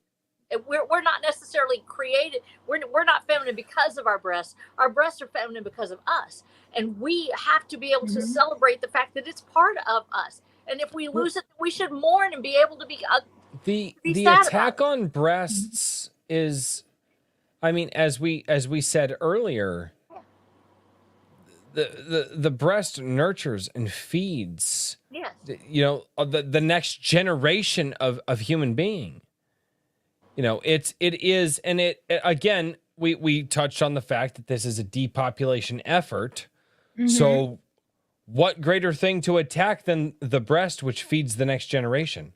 Well, if we remove the breast, they can no longer feed the next generation. And that's part of it. And it's also the fact that they devolve everything into, if you don't have children, then you're not a woman. If you don't do these things, if you don't do all of these things, as a woman coming from a family that struggles with infertility and with miscarriage and loss and the constant thing, it is so denigrating to hear women or people say, if you don't have children, then you're not really female. So if you say that women are reproductive creatures, I'm still a reproductive creature, even though I've experienced miscarriage or I've experienced infertility. I'm still who I am. There's still the feminine spirit, the feminine soul lives inside of me. And I am not based on your definition of what I am. I am this human being. You cannot change me based on your own definitions of what you wish to be. And I will be myself regardless of what you believe my status to be, regardless of my fertility status or anything else. These two X chromosomes created in me a spirit that cannot be defined by mankind or by the forces of darkness that seek to destroy it. And it cannot be destroyed simply based on your definition of what I am. I exist even without this body. I am female. Even without those functions, I am female. And you cannot take that away from us simply by telling us that we must destroy ourselves or that we must define ourselves based on who they are. And so when we start hearing these people, cut yourself up, mutilate yourself, if it doesn't mean anything, then why are you trying to imitate it? So what I was going to say about the symbolism and the fact that our brains are hardwired to recognize breasts, it's a loaded symbol. There's so many things that are just rooted back in our subconscious just by the image of the breast. And one of the things I point out as to why we're so fascinated with Amazons and Valkyries and warrior women is the duality and almost contradiction. Because if a man holds a sword symbolically, he's holding the power of life and death to preserve life or cause death. Correct. Yes. When a woman holds a sword, she is also a power of life and death. But even without the sword, she's a power of life, always. And that's one of the reasons they're so interesting. Mm-hmm. Not wrong. That is an extraordinary statement to make. And I think that we don't, in so many philosophies, especially with Eastern philosophy, with yin and yang, when we talk about the dark versus the light, and neither one of them are meant to cancel each other. Instead, they enhance each other.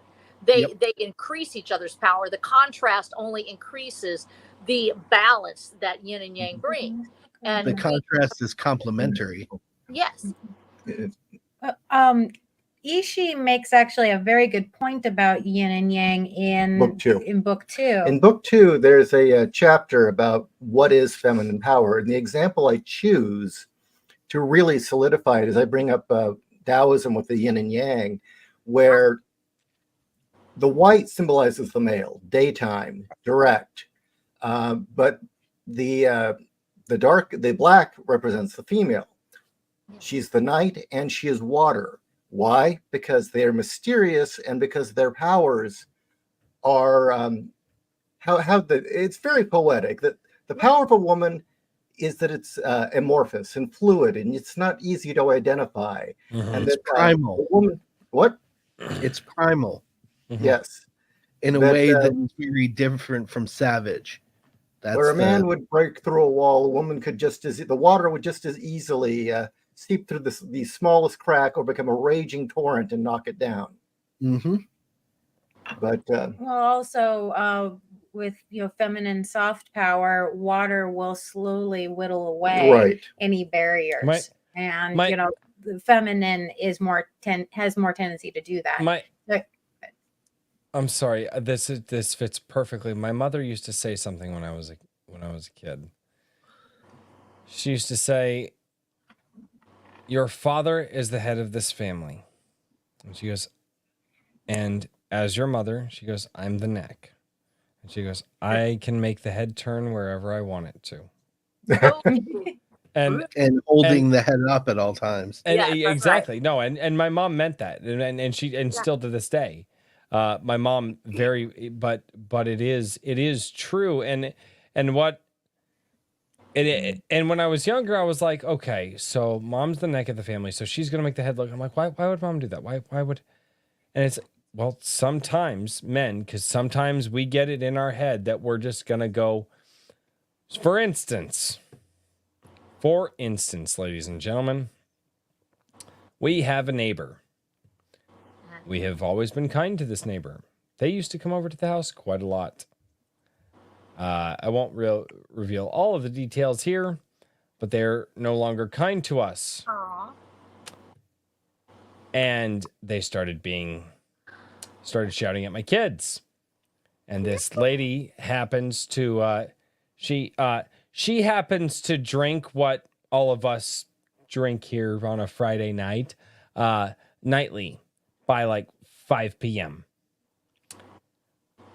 I almost wanted to go across the street, and I believe the exact words. I believe my exact words, and my wife stopped me because she's the neck of the family, and she could point me in the opposite. I believe my exact words that I was walking across the street to tell this woman, oh, by the way, in front of a party of her friends, was, stop being a bitch, you fat land whale cunt. That was going to be my exact words. I was pissed. I was also a little bit inebriated that night. I was not. Don't do that. I was not. Well, my wife was like, don't do that. Stop it. No. Good, Albany. Yeah. Yeah. I was not happy. But again, sometimes, because, dude, I was going to put signs in front of my yard. It was not a good, and here's my problem is I will actually, huh? I said, what, land whale crossing? Oh, I was going to put up a big ass sign that said beware of land whales, or bumpers beware of land whales, and put an arrow pointing at her house. No. I was pissed. I was not. And my lovely wife calmed me down from doing this because I probably would have started a war in the neighborhood. But again, I might be the head of the family, but every so often I need to be pointed in a different direction. And so, okay, I've got to get to the super chats, guys. Oh, okay, and then I've got 2 comments. Oh yeah, okay, 2 comments first, then super chats. Go. Oh, okay. Comment number 1. Ishi pulled out the section in Boobs and Steel Volume 2, quoting from the Tao Te Ching. And it says, Okay, nothing is as okay. You can here. You're better yeah. reading. Nothing in the world is as soft and yielding as water. Yet, for dissolving the hard and inflexible, nothing can surpass it. The soft overcomes the hard. The gentle overcomes the rigid. Water is relentless. It never stops exerting its force. It's a manifestation of its nature. When it is restricted, water seeks the weakest spot of any obstruction and applies constant force until it is free. When it is pressed or attacked, it changes form and repositions itself. It exerts constant counter force to search for weakness. Water is opportunistic. Given the slightest opening, it will pass through. Water can be still. It can be sluggish. It can be swift. It can be pounding. It can be vapor. So that was the description. And that is the founding principle of Wing Chun. Mm-hmm. And it's the reason that it is, because it is designed specifically for, and it's not for women, but it was designed to help women. And it's one of the reasons I studied Wing Chun was because it is designed to be that opportunistic water. And I love the fact that you mentioned that in there that way. That's such a poetic way of creating that picture of water overcoming stone. Yep. Bruce Lee said it best. And to go a couple of steps back to what you said, Miss Snow, about, what it means to be female, that just struck me as with all of these reports coming out of girls who were forcibly transitioned into boys before turning the age of 18 and are now of age and realizing, oh my God, this horrible thing has happened to me. And just reading their personal accounts of them missing their breasts, missing this signifier of femininity. No, they're actually having phantom limb syndrome.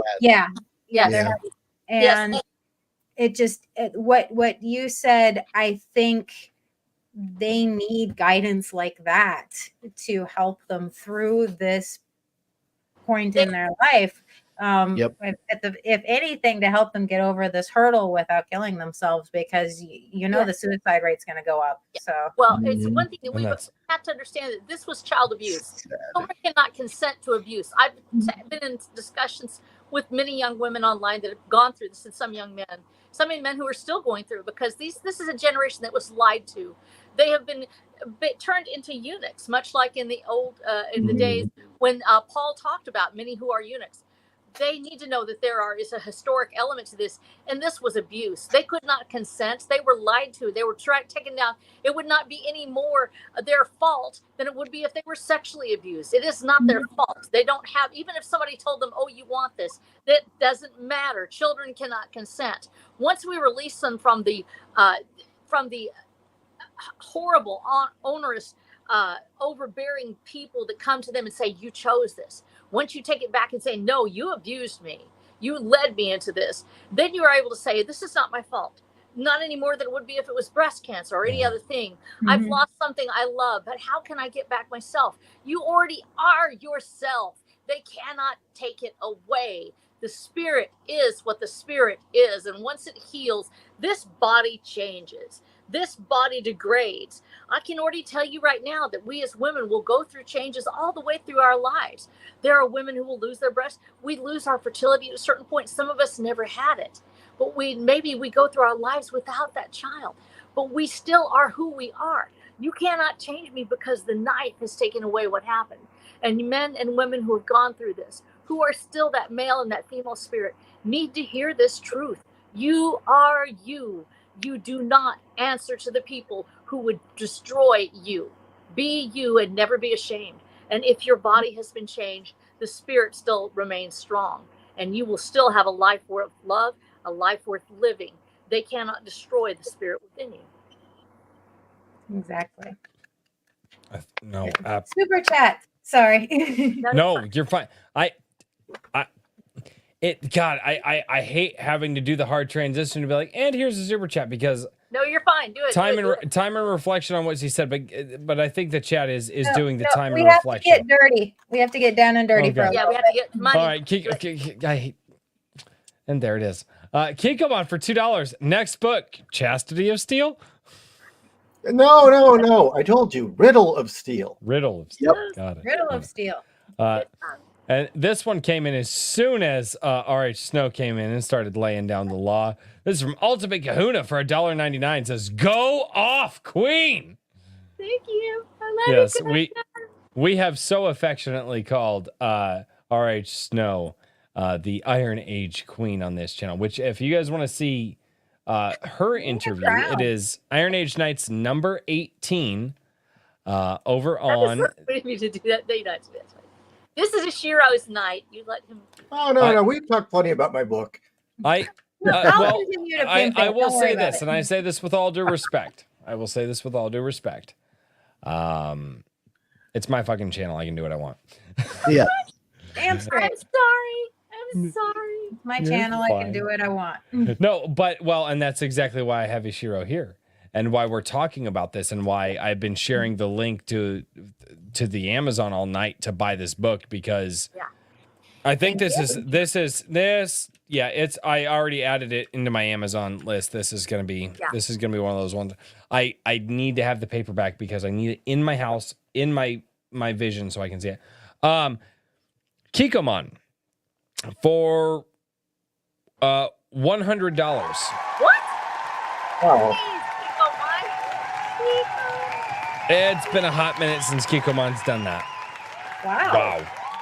Kikomon. Thank you, sir. Kikomon.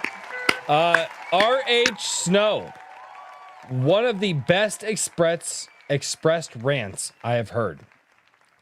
Sorry, let me try to read this how he said it. One of the R.H. best Snow. expressed rants I have heard. Woo! It is quite disturbing to see how women compete with each other when men don't give a damn about it. Those who do are the last ones who should try to attract. Sorry. Oh my gosh. Can I just have you here for all of this super You've chat? been working all night. I'm fresh. Let me come in. No, you're good. Good. Good job, Kat. I'm drunk. She can do whatever she wants. A drink with crazy. Okay. So, Crazy. Just call him Cray Cray. Cray. Okay. God damn it. No, don't start that shit. Cray. The book has more material than the digital because pictures and sidebars do not cooperate with Kindle. So there's That's actually true. some extra material. Now we got to buy that too. Like that. Yay. Yeah, people tend to spend money when they Nice come on my show. formatting. Thank you. All right, Wrangler comes in and he drops a super chat for $4.20. Hey. That's it. That's all he does. No words, nothing. He just comes in, drops $4.20 and leaves. Jeez, Wrangler. Kick him off for $2. Grey Goose, French imitation vodka. Gay. I don't know. All right, find me a real vodka. I'm not a vodka fan. I just know what people brought to my house that night, and we mixed it with Gatorade. And Oh my gosh.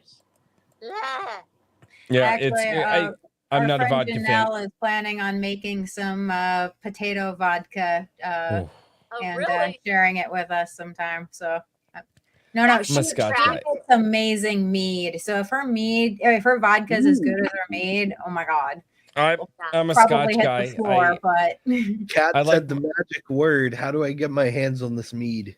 Tim Oh, Allen. she'll We're in the be in the Gilded. chat on Monday, or she'll be on the show on Monday. So yeah. Okay.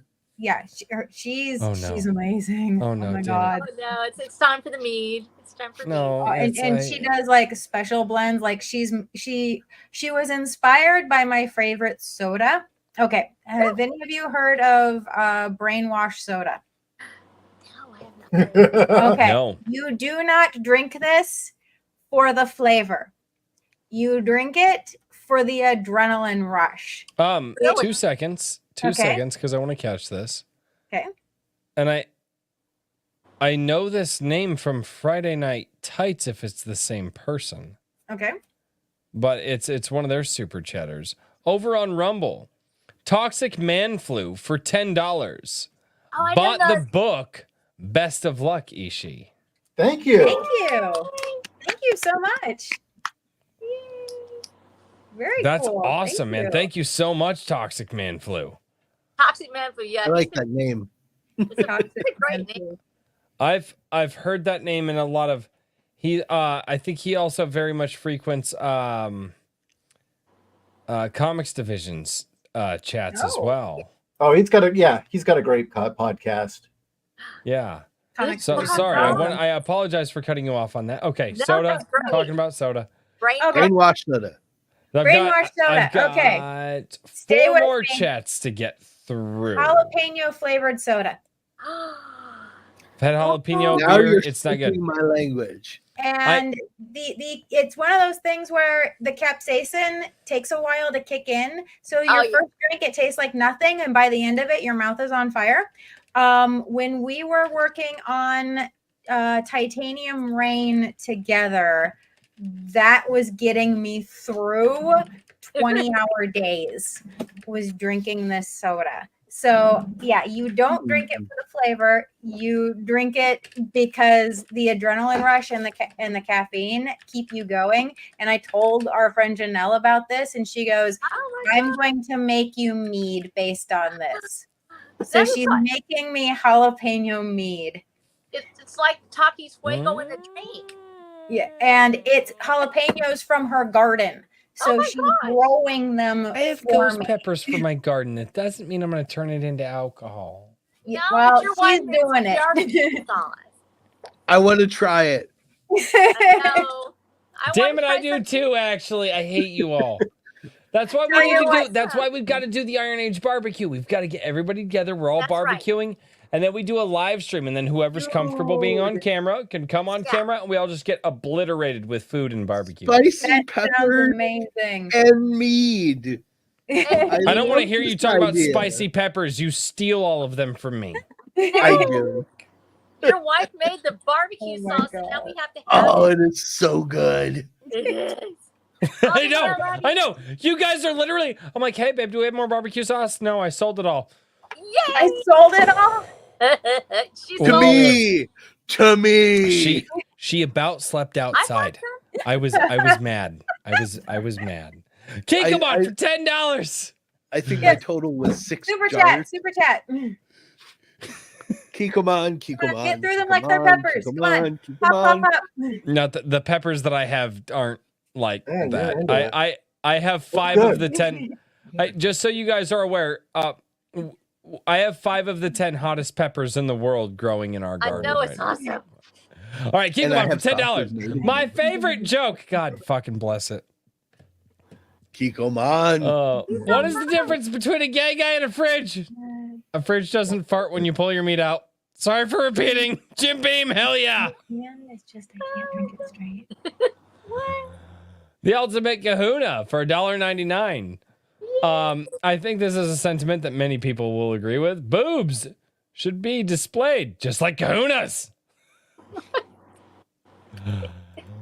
Raving Dad Gaming. Raving Dad Gaming for $2. Nurse it? Says, bad guy taken down by boob smash would be awesome.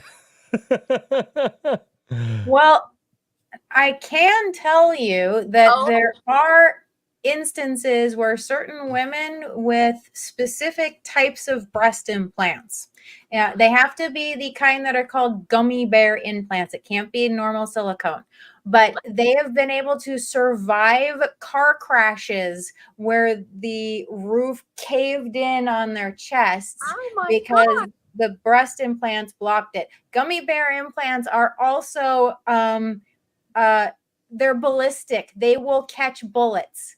So if the woman has gummy bear implants, they are walking around with a bulletproof vest in them. I would approve this for my friend that had mastectomy. I'm going to tell her, like, you need the gummy bear when you get it. Get the gummy bear. Yeah, they're actually, the technology on breast implants is amazing. And yeah, if you feel like you need, enhancement, go for it. Cause just do the research. And the gummy bears, the reason why I know so much about gummy bears is because I found it fascinating when I found out that they don't leak. And I wanted to know how that was possible. And it's because they have the consistency of a gummy bear, hence the name. So you can cut them in half, and it just cuts in half. You're just cutting the material. The bizarre things you learn on this. She watches all those weird ass medical programs. Yeah, they're weird for being a writer.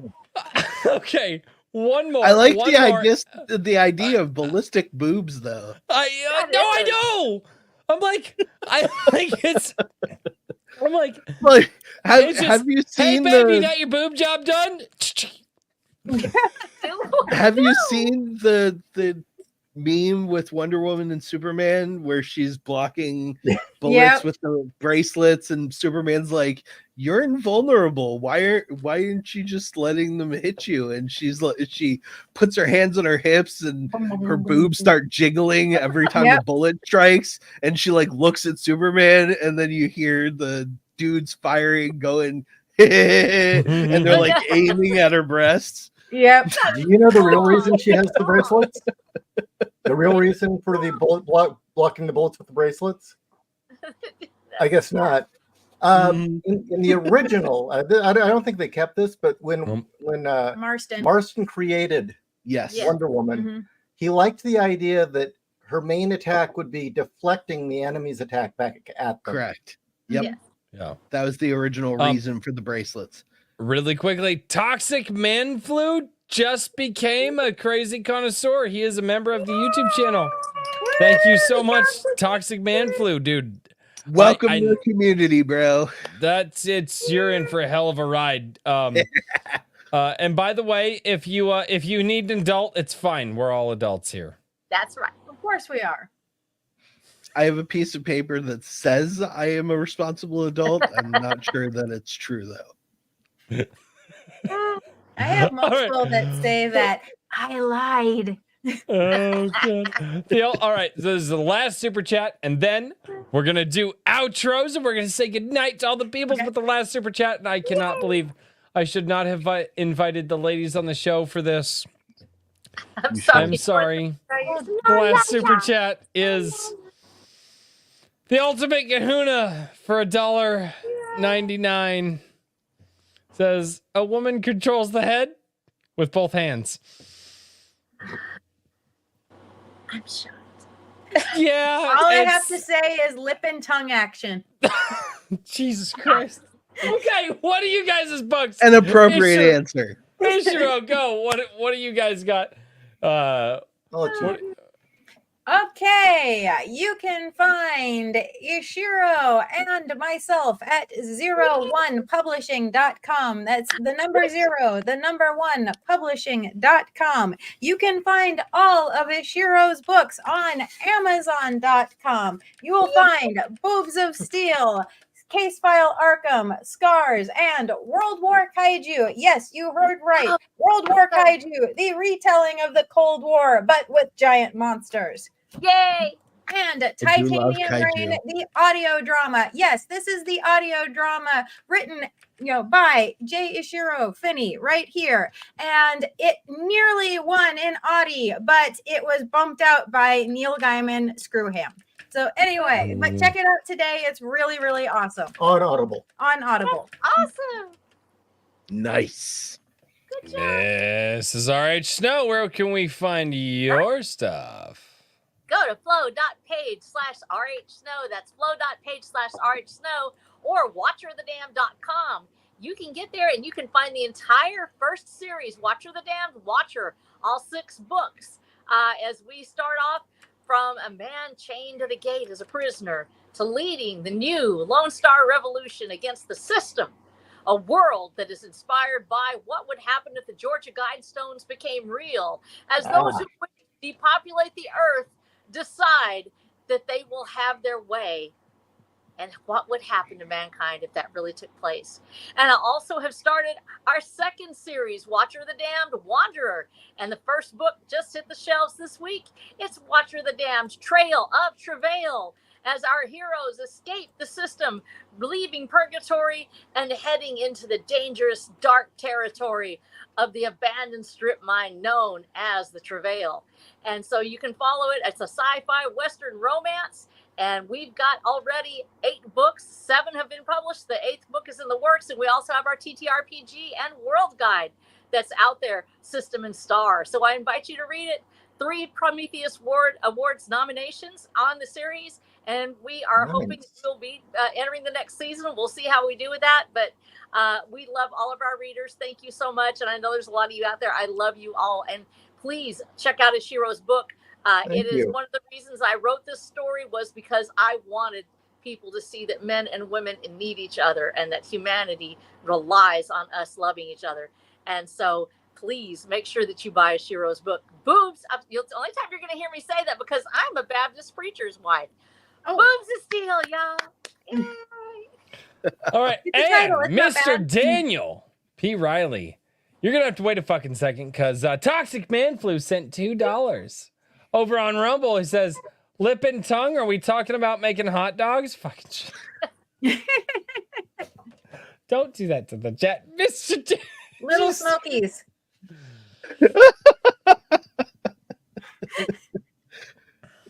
It's especially funny to me because I used to be a knocker at a meat plant. There's no way I can keep up with this. Yeah.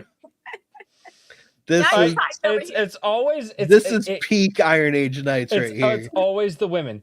The women always come in and they say the most heinous things.